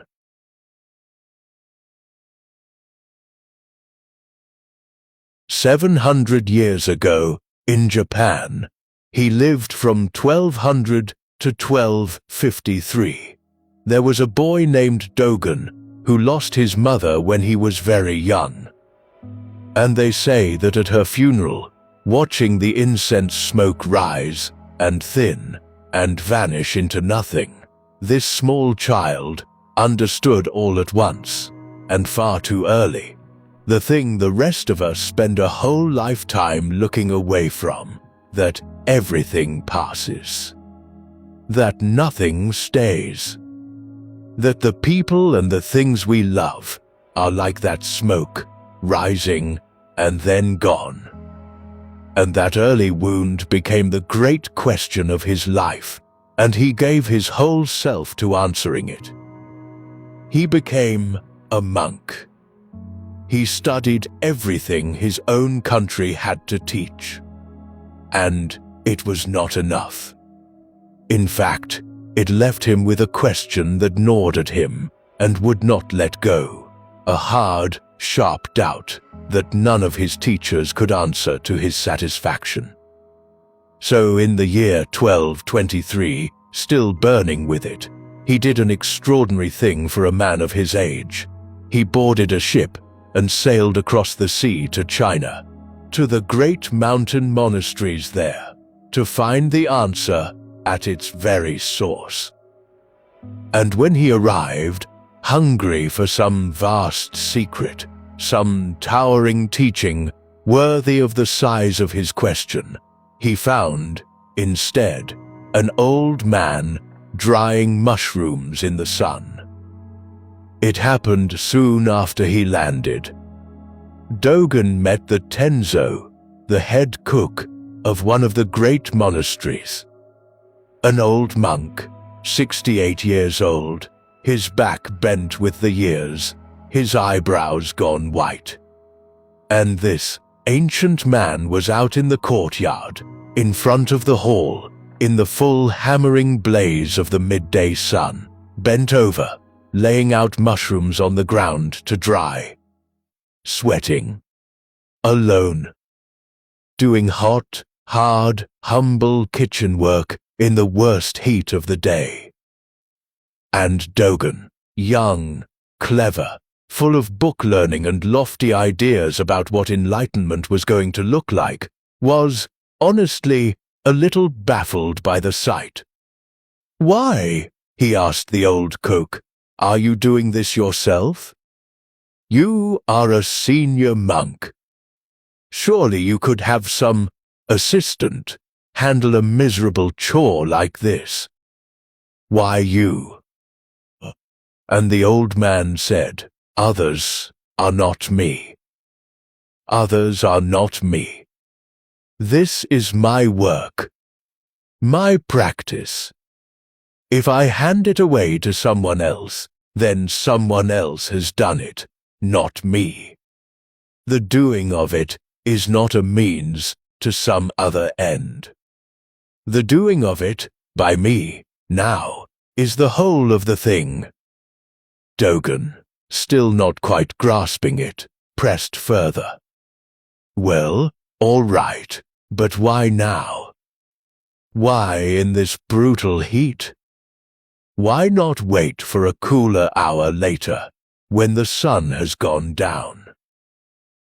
And the old cook looked at the eager young monk and said, "If I do not do it now, when else can I do it?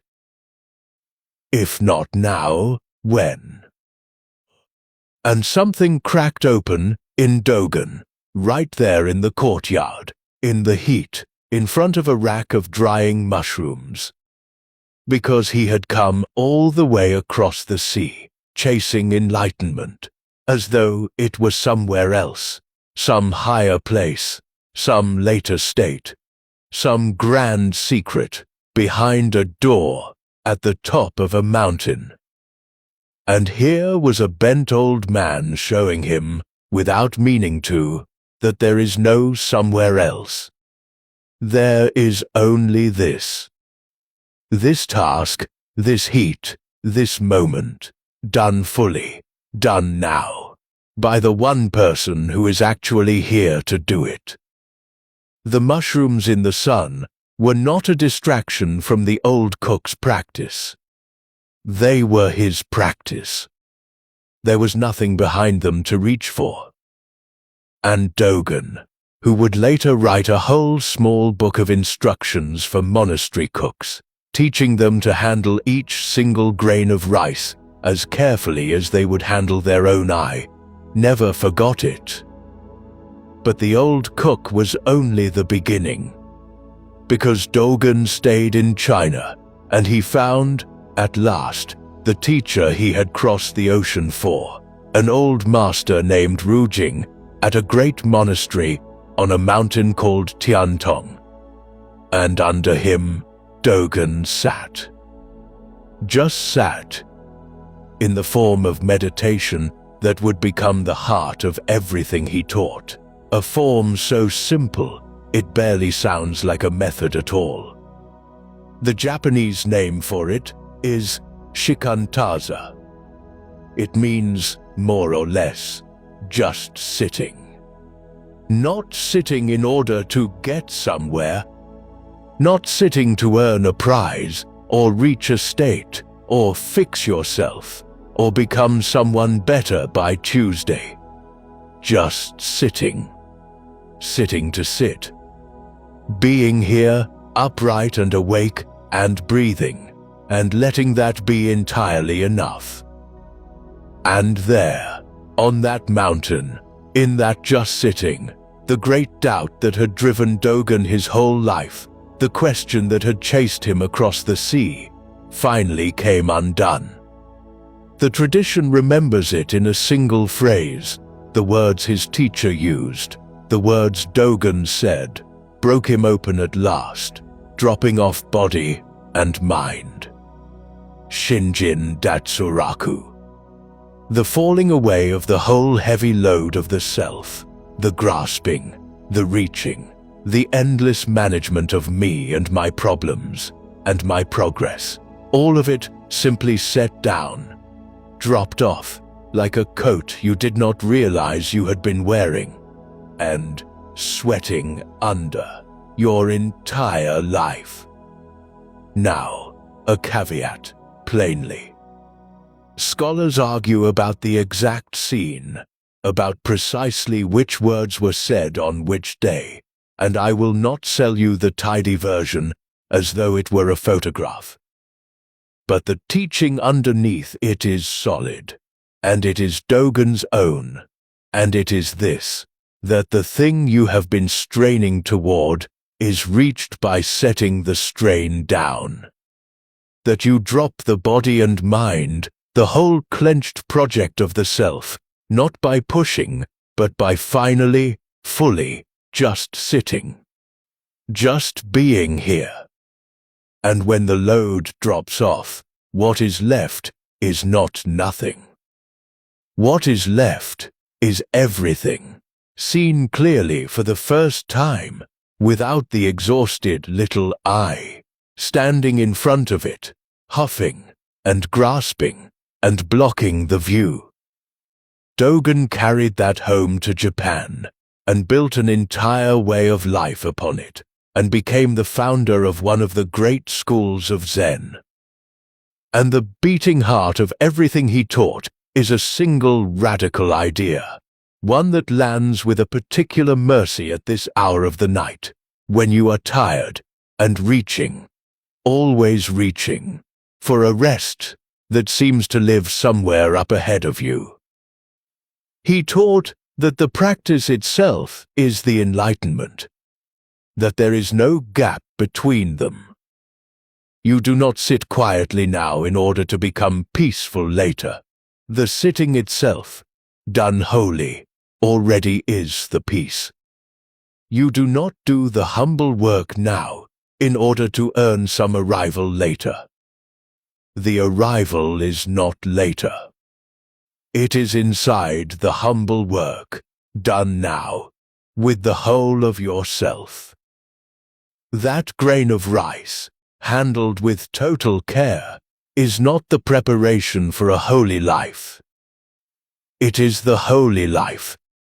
This, here, now, is not the road to the temple.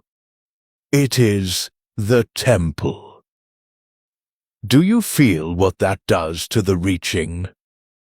To the endless forward lean we have been circling all night.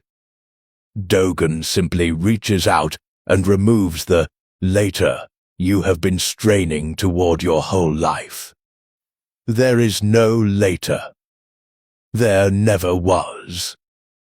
There is this breath, this dark room, this warm weight of the blanket, this one quiet hour, lived completely, held as gently as a grain of rice, as your own eye. You are not on your way to rest, nightling. You have spent your whole life hurrying toward a place you are already lying down inside of. So drop it. Drop the body and the mind, the whole heavy coat of the day, and just lie here. Just be here. Let this be enough, because it already is.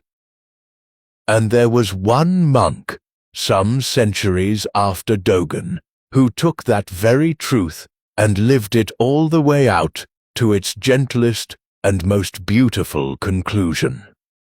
A hermit who owned almost nothing in this world, and who, precisely because he reached for nothing and gripped nothing, turned out to be one of the richest men who ever lived.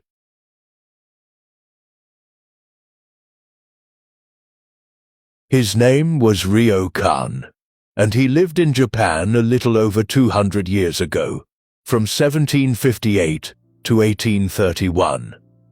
He was a Zen monk of the very gentlest kind. No grand temple, no rank, no crowd of followers. He chose, instead, to live almost his entire life alone, in a small hut up in the mountains, with next to nothing to his name. A robe, a bowl for begging his food, a few books, a little rice, the wind in the pines outside the door. That was very nearly the whole inventory of his worldly goods. And he was, by every account that comes down to us, one of the happiest and best-loved men of his whole age. Let me give you the shape of him.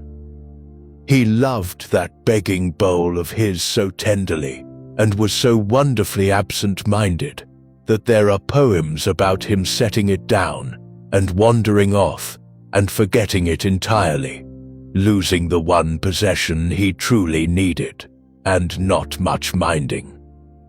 There is a story that a bamboo shoot began to grow up through the floor of his little hut, and rather than pull it out, Ryokan decided the bamboo had as much right to be there as he did, and cut a hole in his floor to let it keep growing. And when it grew taller still, the story goes, he went after the roof with the same idea, to give it room to reach the sky. A grown man, a serious monk, rearranging his own house around a weed, because it never occurred to him to be the more important of the two. And he wrote poems, some of the tenderest in the entire Japanese tradition, and a calligraphy so beautiful that lords would beg him for a single scrap of it, and he would mostly just smile and wander off. But the thing people remember most about Ryokan is not the poems and not the brushwork. It is that he played. He would come down from his mountain on his begging rounds, and he would fall in with the village children and forget the begging entirely, and spend the whole golden afternoon bouncing a little cloth ball, a tamari, and playing hide and seek in the fields, in no hurry at all to be anywhere or to be anyone. A grown monk, a true sage, crouched behind a rice bale so that a 7-year-old could find him and shriek with joy. And there is a story that a friend once left him alone in the hut for a little while and came back hours later to find the old monk simply standing there, gazing up at the moon, having lost all track of the errand and the hour and everything else. He had let go of so much, of ambition, of standing, of the whole need to be important, of the very idea that he was supposed to be getting somewhere, that there was simply nothing left in him to hurry for. He was, you might say, too free to be in a rush. And there is one night from Ryokan's life that has been told and retold for 200 years, because it holds the whole of the man in a single small scene. One night, a thief climbed all the way up to the hermit's hut. Now, this was, you have to admit, a poor bit of planning. Of all the houses in Japan to rob, the man had chosen the one belonging to a monk who owned almost nothing at all. And, sure enough, the thief crept about in the dark and found nothing. Nothing worth taking. Not a coin, not a treasure. Bare walls and a begging bowl, and the night. And Ryokan, who was there and awake, was not angry and was not afraid. If anything, the old story says, he felt sorry for the man. Sorry that the poor fellow had come all this way and climbed all this height and would have to go home with empty hands. So he did, the only thing he could think of. He gave the thief his own robe, pressed it on the astonished burglar as a parting gift, so that the man would not have to leave with nothing after all. And the thief took it, bewildered, and slipped away down the mountain into the dark. And Ryokan sat back down in his quiet hut and looked up, and there, through the open window, was the moon. Full and silver, pouring its cool light down over everything for free. And out of that night came the little poem the whole scene is remembered by. It comes to us in many English renderings, none of them the fixed and final words, but they all turn on the same image, and it goes something like this. The thief left it behind. The moon at my window. The thief took the robe. But the one thing actually worth having, the moon at the window, the beauty, pouring in for nothing, the thief could not touch, and did not even see, and left behind. There is a line the tradition likes to hang on the end of the story, and I cannot promise you, Ryokan ever truly said it, that the old monk, watching the man disappear down the path, felt a pang of real pity and thought to himself, "Poor fellow. If only I could have given him this moon, too." Sit inside that for a moment, in the dark. I saved this one for here, close to the end, on purpose, just for you. We spend so much of our lives clutching, gripping the cargo, the way Zeno gripped his before the wave took it. Bracing against loss, frightened of the thief who is time, who is change, who is age, who comes in the night for the things we love and cannot keep forever. That terror of losing what we hold is the tight fist underneath so much of our exhaustion. It is a great part of why we lie awake at all. We are up on the mountain, guarding the hut, listening for footsteps in the dark. And Ryokan simply opened his hand and set it all down, long before any thief ever came. He held so little that there was almost nothing left to steal. And he found the secret waiting on the far side of that open hand, that the things most worth having were never the kind of things a thief can take. The moon at the window, the children in the field, the bamboo growing up through the floor, the cool night, the quiet, the breath, the simple fact of being here. You cannot lose the moon. No one can break in and carry off the moonlight. It was never once in the column of things that can be taken from you.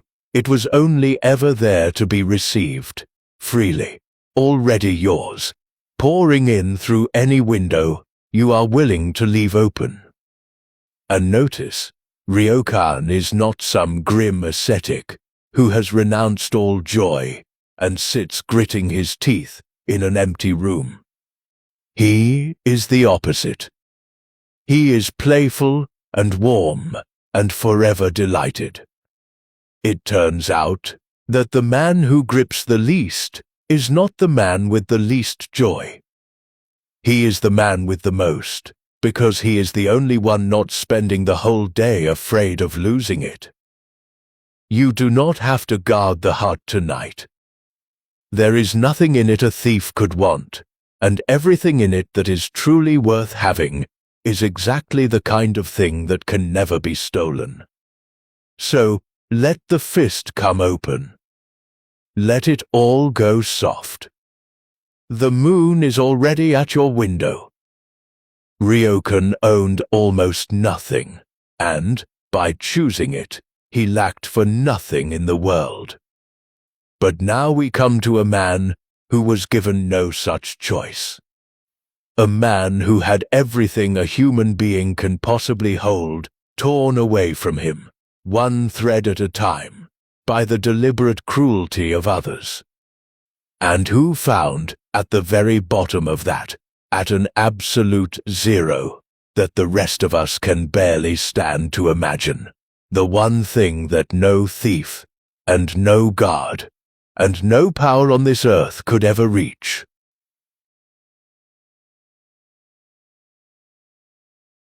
I am going to tell this one very carefully and very quietly, because of what it holds.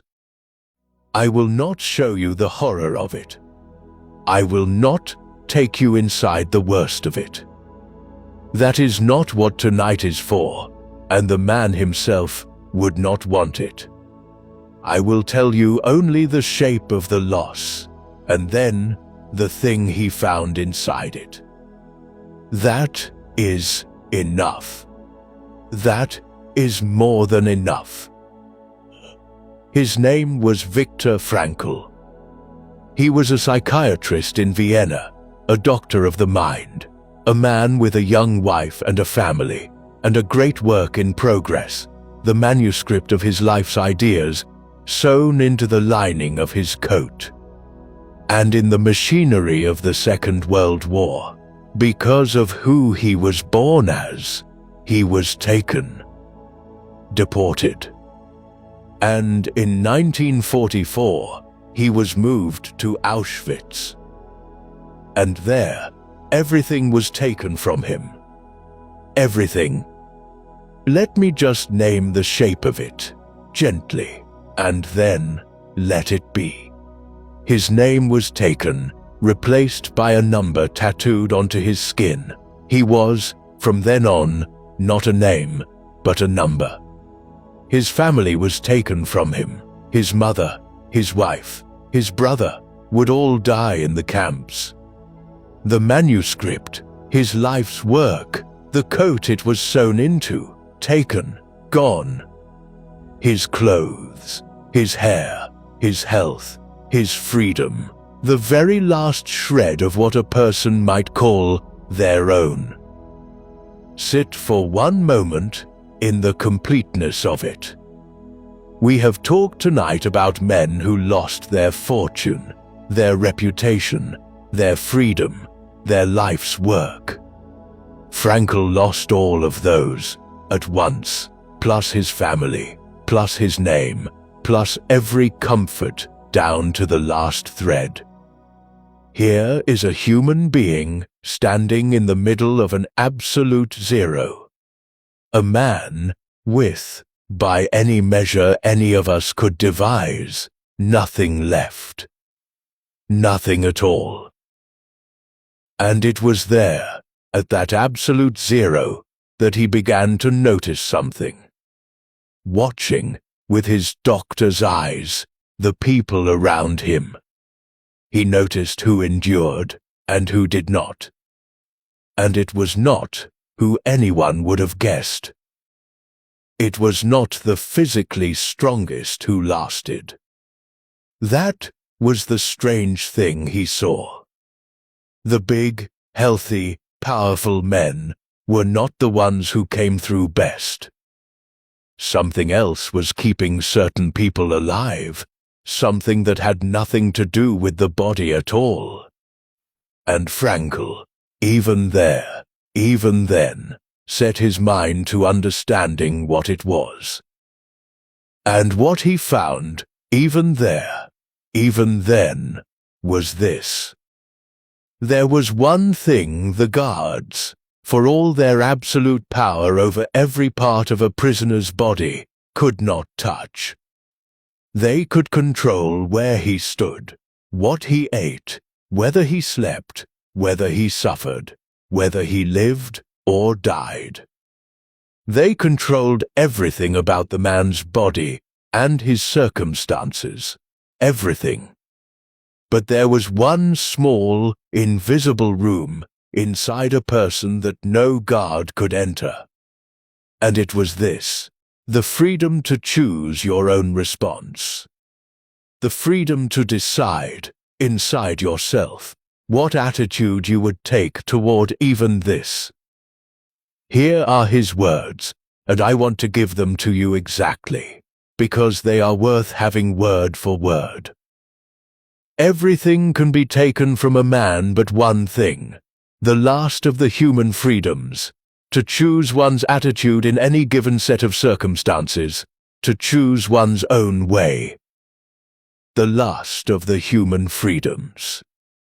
When absolutely everything else has been stripped away, when you are down to a number and a thin coat, and the cold, that one freedom remains, and it cannot be confiscated, because it lives in the one place no one else can reach.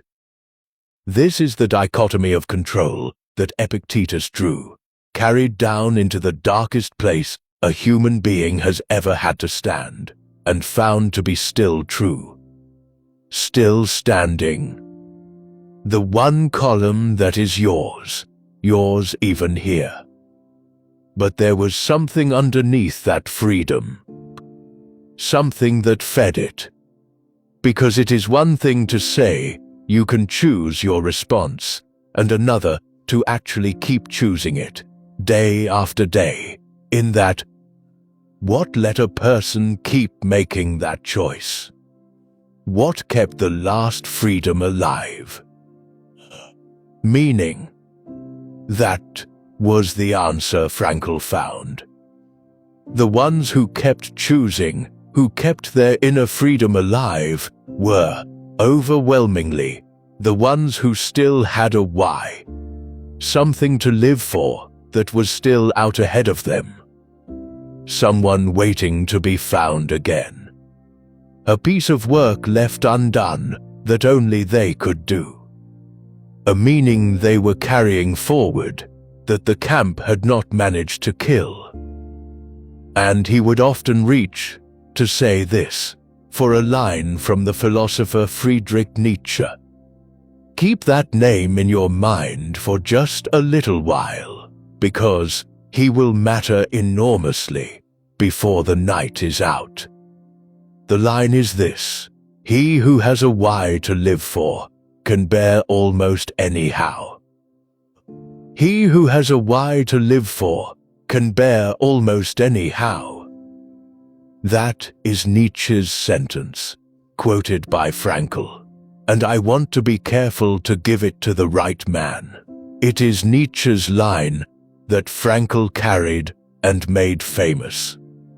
And it reframes this entire night and your entire exhaustion in one stroke. Because notice what it says about burnout. It says that what breaks a person is not, in the end, the sheer amount of the how, the hardship, the effort, the load.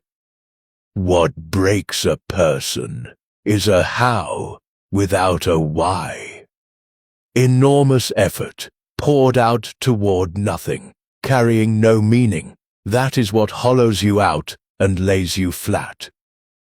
But that same enormous effort, that same crushing load, anchored to a real why, to a meaning you actually believe in, that can be born almost without limit. And here I have to draw the line clean and true. Everything else we have learned tonight is about releasing, letting go, opening the hand, surrendering the outcome. And you might, by now, be tempted to think that the lesson is simply let go of everything. Care about nothing. Float free. No. Look at what Frankl did not release. He released the outcome, whether he would survive. That he could not control, and he did not clutch at it. He held it with an open hand, the way Stockdale held the date. But he did not release the meaning. He gripped the why with everything he had left, harder, in that place, than most of us will ever have to grip anything, precisely because the outcome was so completely out of his hands. When you cannot control whether you live, the only thing left to hold is why you would want to. And he held it. He held it like life itself, because it was.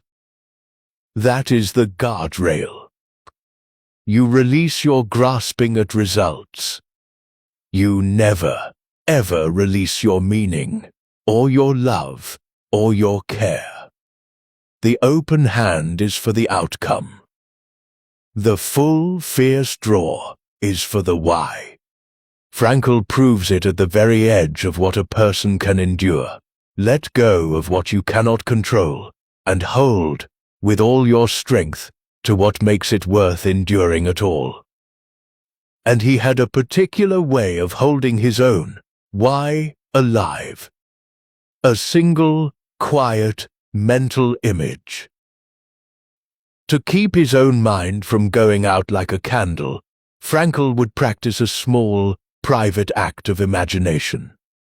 In the cold, in the exhaustion, in the middle of it all, he would picture himself somewhere else entirely. He would imagine that the war was over, that he was standing at a lectern, in a warm, bright, well-lit hall, in front of an attentive audience, and that he was giving a lecture on the psychology of the concentration camp. He would picture himself calmly explaining everything he was, at that very moment, living through, turning the unbearable present into something understood, something taught, something useful to others. Notice what he was doing. He was living, in his mind, for a future he had absolutely no guarantee of ever reaching. He committed himself completely, with his whole remaining self, to a meaning that lived out ahead of him. And, at the very same time, he released all claim on whether he would live to see it come true. Full draw on the why. Open hand on the outcome. Under the most total loss a human being can suffer. And he survived. He walked out. And he did the thing he had pictured. He stood in the warm halls and gave the lectures, and he wrote them into a small book, drawn out of that darkness, that has since steadied millions of people who were sure they had nothing left to live for. The lecture he had only imagined became real because he kept it alive in himself when it was only imaginary. The why carried him to the how of surviving, okay. And then it carried others. Before we begin, at last, to turn towards sleep, one small thing. If you are listening tonight with your eyes closed, and I hope you are already drifting, then know that there is a whole other way to meet these stories. Our animators and our editors pour a great deal of love into the video version of each episode, into the images that walk beside these lives. When you are awake again and rested, go and watch one in the daylight. I think you will be glad you did. But not now. Now, keep your eyes closed.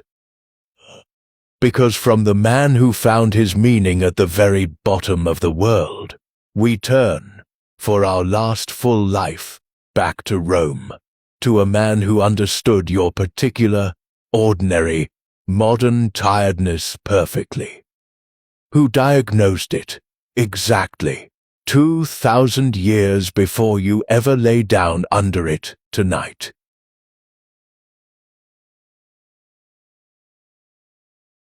For our last full life, before the two roads finally meet, we come to a man who understood you. Not people in general. You. The specific, particular way you are tired tonight. His name was Seneca, and he lived in Rome around the time of Christ, and just after, he died in the year 65. And he is a fascinating tangle of a man, because he was not some penniless sage in a barrel. Seneca was rich. Extravagantly, famously rich, perhaps the richest philosopher who ever lived. He was the tutor, and then the advisor, to the Emperor Nero. He lived at the very center of Roman power and Roman wealth. And from inside all of that, he wrote a small blazing book called On the Shortness of Life. And in it, he turns and looks directly at the one thing eating you alive. He looks at the busy man, Seneca writes, but that we waste a lot of it. We are not, he says, given a short life. We make it short. We hand it away hour by hour to everything and everyone except the handful of things that actually matter. Life is long enough, plenty long, if you would only stop giving it all away. And you, lying there right now, tired from a day given away in exactly the manner Seneca describes, you feel the sting of it, don't you? Because he is not wrong. And here is the important part. He is not about to tell you to simply do less. Because that is the misunderstanding, and Seneca is far too sharp for it. He does not say the problem is work. He does not say the answer is to become idle, to stop striving, to lie on a couch and let life happen. That would be its own kind of waste. What he does instead is draw one of the most useful distinctions I know of. He separates being busy from being truly occupied. Being busy, that is the disease. Busy is being consumed by everyone else's agenda. Busy is scattered, reactive, pulled in 9 directions, your attention shattered into 100 pieces and handed out to 100 people who did not particularly value it. Busy is doing a great deal and living almost none of it. That is the modern condition. That is burnout's native soil. But being occupied, truly occupied, is the opposite. It is pouring yourself, wholeheartedly, into the few things that are genuinely worth a human life. It is engagement, not scatter. It is depth, not spread. You are still going all out. You are still working hard.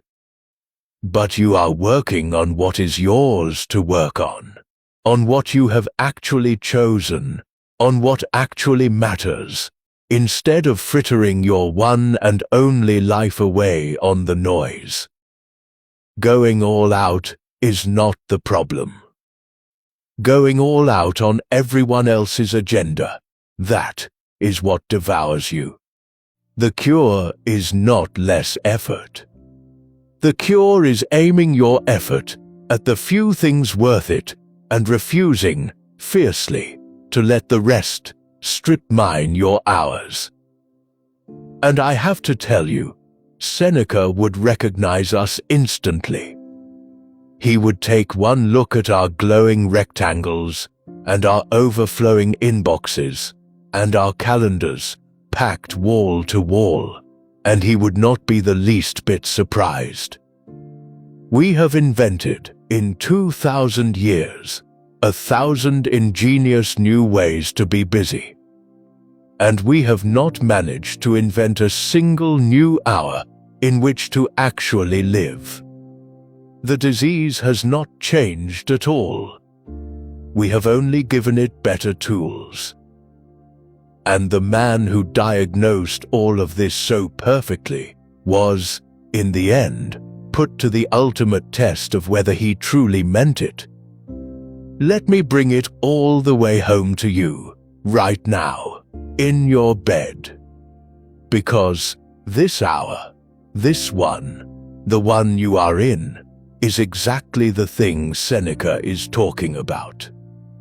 This is an hour you have taken back, reclaimed from the busyness, pulled out of the great grinding machine of demands and given, deliberately, to rest. You did that.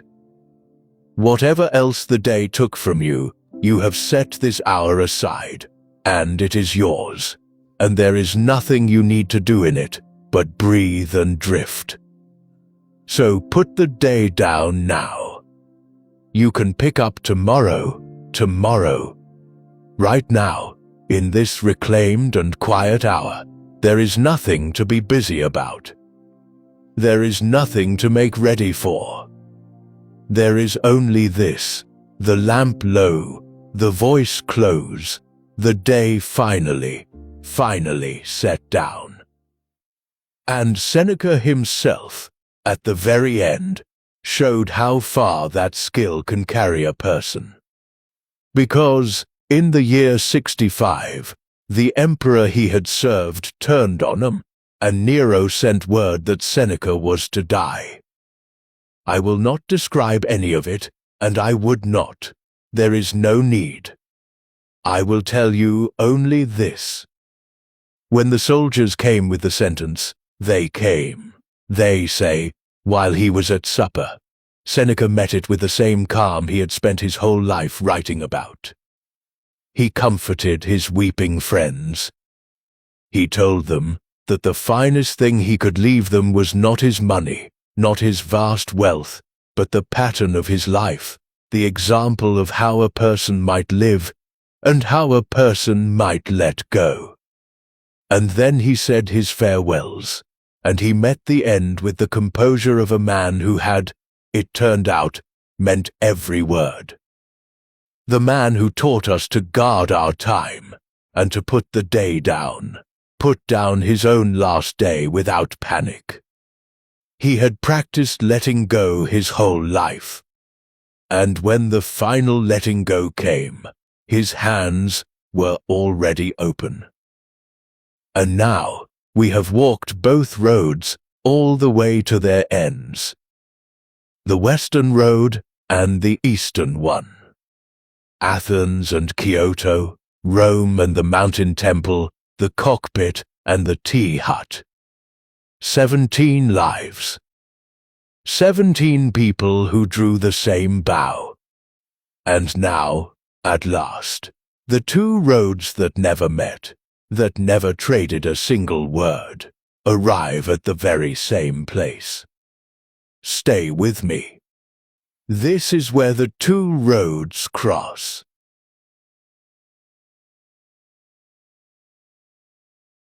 In the 1920s, a German professor of philosophy named Eugen Herrigel came to Japan to teach.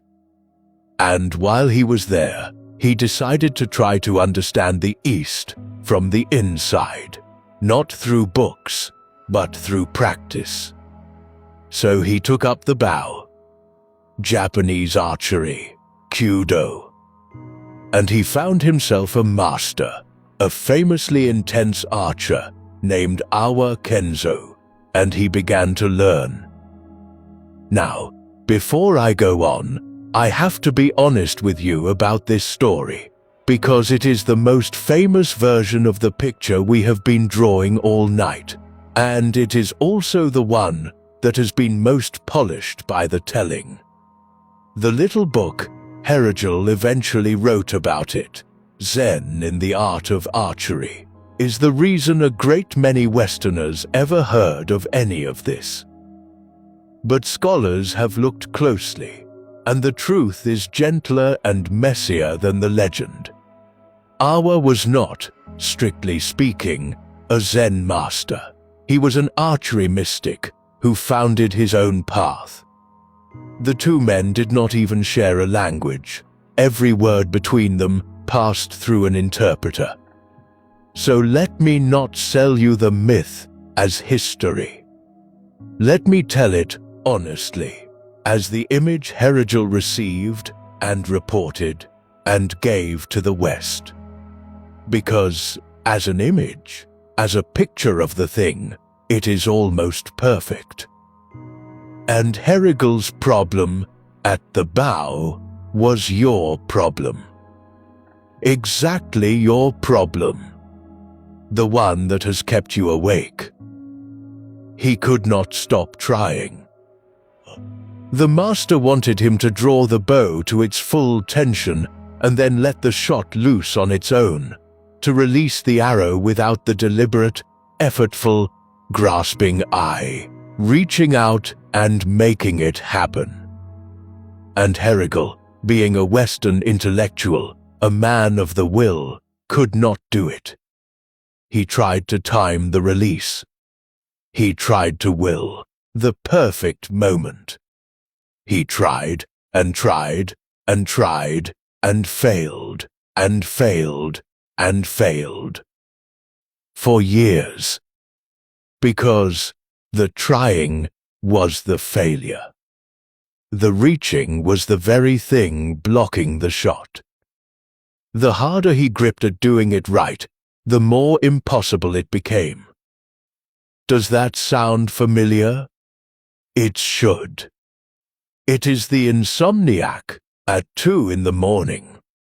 It is Hakuin flogging himself sick. It is every one of us who has ever tried, by sheer force, to make a thing happen that can only happen when we stop forcing. Herigel stood at that bow for years, trapped in the exact loop you are trying to climb out of tonight. And then, one day, the shot fired itself. He drew the bow, as he had 10,000 times. Full tension.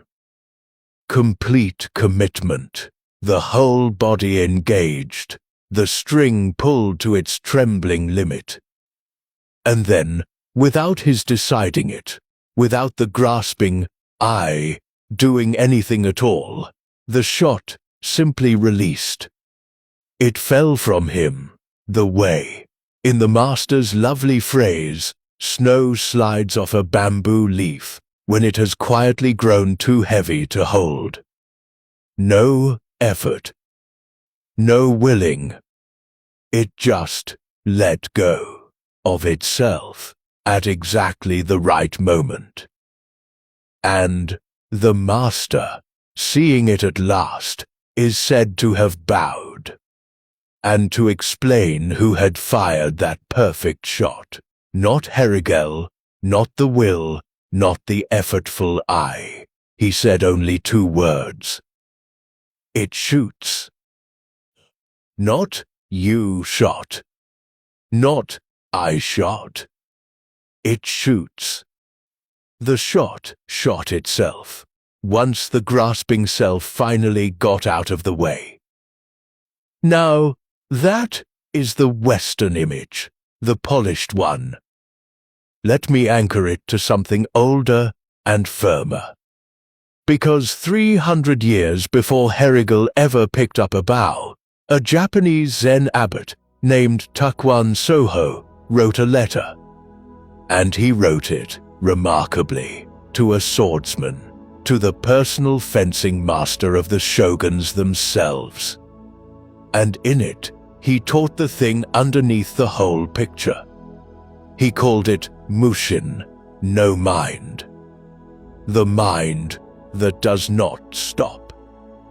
The instant your mind stops, Takuan wrote, the instant it sticks and clings to anything, to your opponent's blade, to your own next move, to the target, to the outcome, even to the thought, I must not let my mind stop, in that instant, you are caught. You are lost. The free mind, the winning mind, the living mind, is the one that flows and settles nowhere, like water, present everywhere, because it clings to no single place. Full engagement. Zero fixation.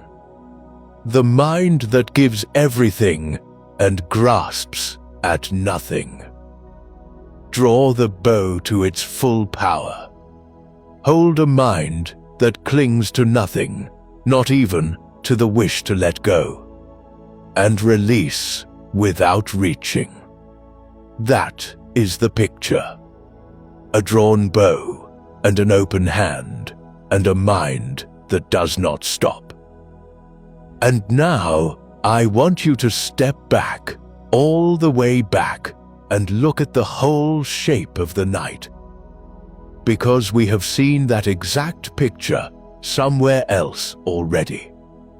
Hours ago, on the other side of the world. 5,000 miles from that archery hall in Japan. And centuries earlier, in Athens and in Rome. There was a Stoic teaching, a real one, a piece of formal philosophy, not a mystical parable, and it was passed down to us by the Roman writer Cicero in a book called On Ends, and it traces back to an earlier Stoic named Antipater. And the teaching used, of all the images in all the world it could have chosen, an archer. Here is what Cicero wrote. Listen to how close it is. He said that the archer's ultimate aim is to do everything in his power to shoot straight, to aim with all his skill, to give the shot the complete whole of himself. And yet, Cicero says, actually hitting the target is, and here is the exact phrase, to be selected but not sought. Something you choose and aim at and want and work toward with everything you have, but do not clutch. Do not grasp. Do not stake your soul on. You do all in your power to hit the mark. And then you release your claim on whether you do. Full effort. Open hand. A drawn bow. The same picture. Now sit up just a little in the dark. These two roads never met. The Stoics in Greece and Rome, and the archers and monks of Japan, they had no contact. None. They never traded a single word. They never shared a map, or a language, or a book, or a messenger. They were separated by the entire width of the world and by centuries of time. Neither one ever heard of the other. And yet, working in complete isolation on opposite ends of the earth, staring into the same deep question about how a human being can pour out everything and not be destroyed by it, they each reached for the very same image. A person at full draw with an open hand. An archer who gives the shot everything and releases all claim on where it lands. Two peoples, two languages, 2,000 years apart. And they drew the same archer. That is not borrowing. That is not influence. Nobody copied anybody. It is two separate human beings in two separate corners of the dark, each holding up a candle and discovering, across an impossible distance, that they had found the exact same thing.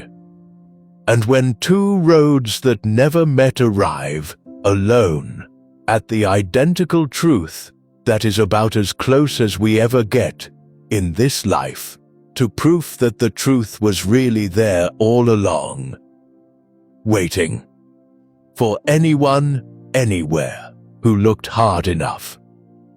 The same drawn bow, on both sides of the world. That is the picture. That is what I promised you. Let it be quiet for a moment. There is one last thread. The name. Twice tonight, you felt it, without a word for it. In the water carrier Cleanthes, whom Epictetus quoted, "Lead me, O Zeus. I follow willingly." And in the Emperor Marcus, in his cold tent, telling himself to welcome what happens as if he had chosen it. The same quiet, yes, in two different centuries. And it has a name. The name everyone knows for this, the loving of your fate, the willing yes to your own life, is amor fati. And here is the quiet surprise in it. Those words are not ancient at all. The Stoics never said them. Amor fati was coined almost 2,000 years later by Friedrich Nietzsche, the same Nietzsche whose line about the why carried Frankl through the camps. He called it his formula for greatness, that a person should want nothing to be other than it is, not forward, not backward, not for all eternity, and not merely to bear what is necessary, but to love it. The Stoics lived the thing for 18 centuries. And then a lonely German philosopher, so much later, finally gave it its name. The feeling is ancient. The word is almost modern. And you have been carrying the feeling since the middle of the night, waiting, without knowing it, for the word. Amor fati. Love your fate. Welcome what happens. Follow willingly. There. The knot is tied. And now, at the very last, all of it comes to rest in the one place I told you it would, right at the beginning. Not on a battlefield. Not in a temple. Here, on your pillow. Because the people who study sleep, the real researchers, the ones with the instruments and the studies, have found something that sounds exactly like a riddle from one of tonight's old masters. They have found that the surest way to keep yourself awake is to try hard to fall asleep. The effort is the enemy. The trying is the staying awake. The mind that grasps at sleep, that reaches for it, that lies there straining and willing and forcing itself toward it, that grasping mind is the very thing holding sleep away. Just as Heracles reaching held the arrow. Just as Hakuin's forcing made him sick. You do not chase sleep.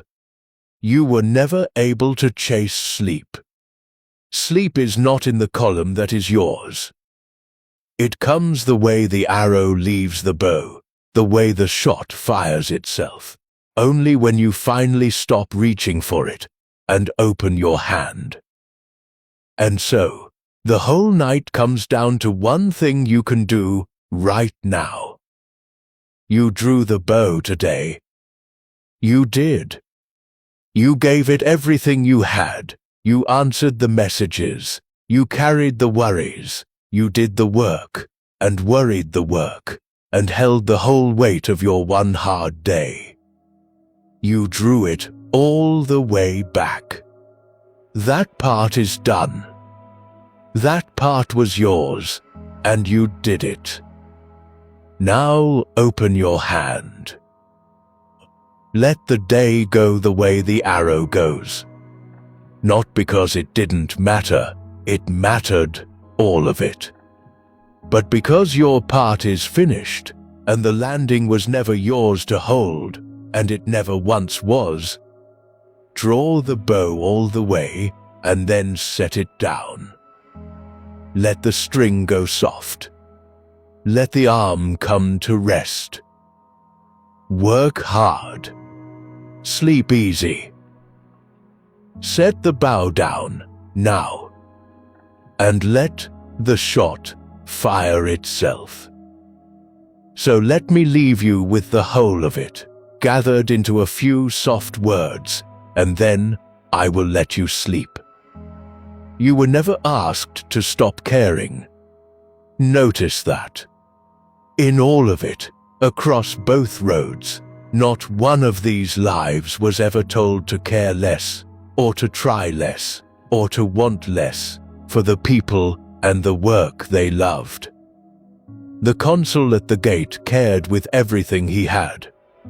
The pilot in the cell, the prisoner who walked out without hatred, the monk in the war, the emperor in the cold, the doctor at the bottom of the world, every one of them gave the whole of themselves. They drew the bow all the way back. That was never the part in question. What they learned, on two roads that never met, in languages that never touched, was only the second half of the skill.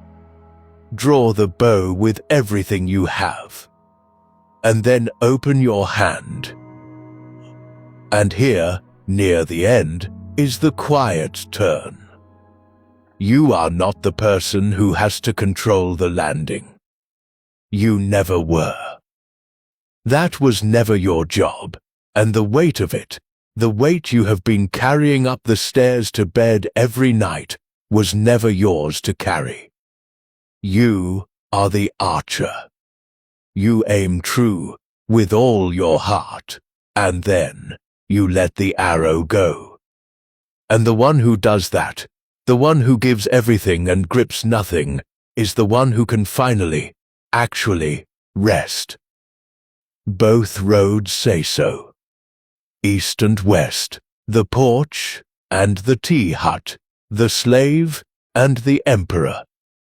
And the quiet science of your own sleep says so too. They are all tonight saying the same small thing to you. You have done enough. You drew the bow all the way. Now open your hand. Work hard. Sleep easy. Set the day down, nightling. It is time. Since you made it this far, I'm glad you enjoyed the episode. If you would like to continue listening to episodes with similar themes, I linked them in the description below. You will also find a playlist of our most popular videos. Sleep now, nightlings. And wake up, as always, a little stronger and a little wiser. The story is done, but yours continues.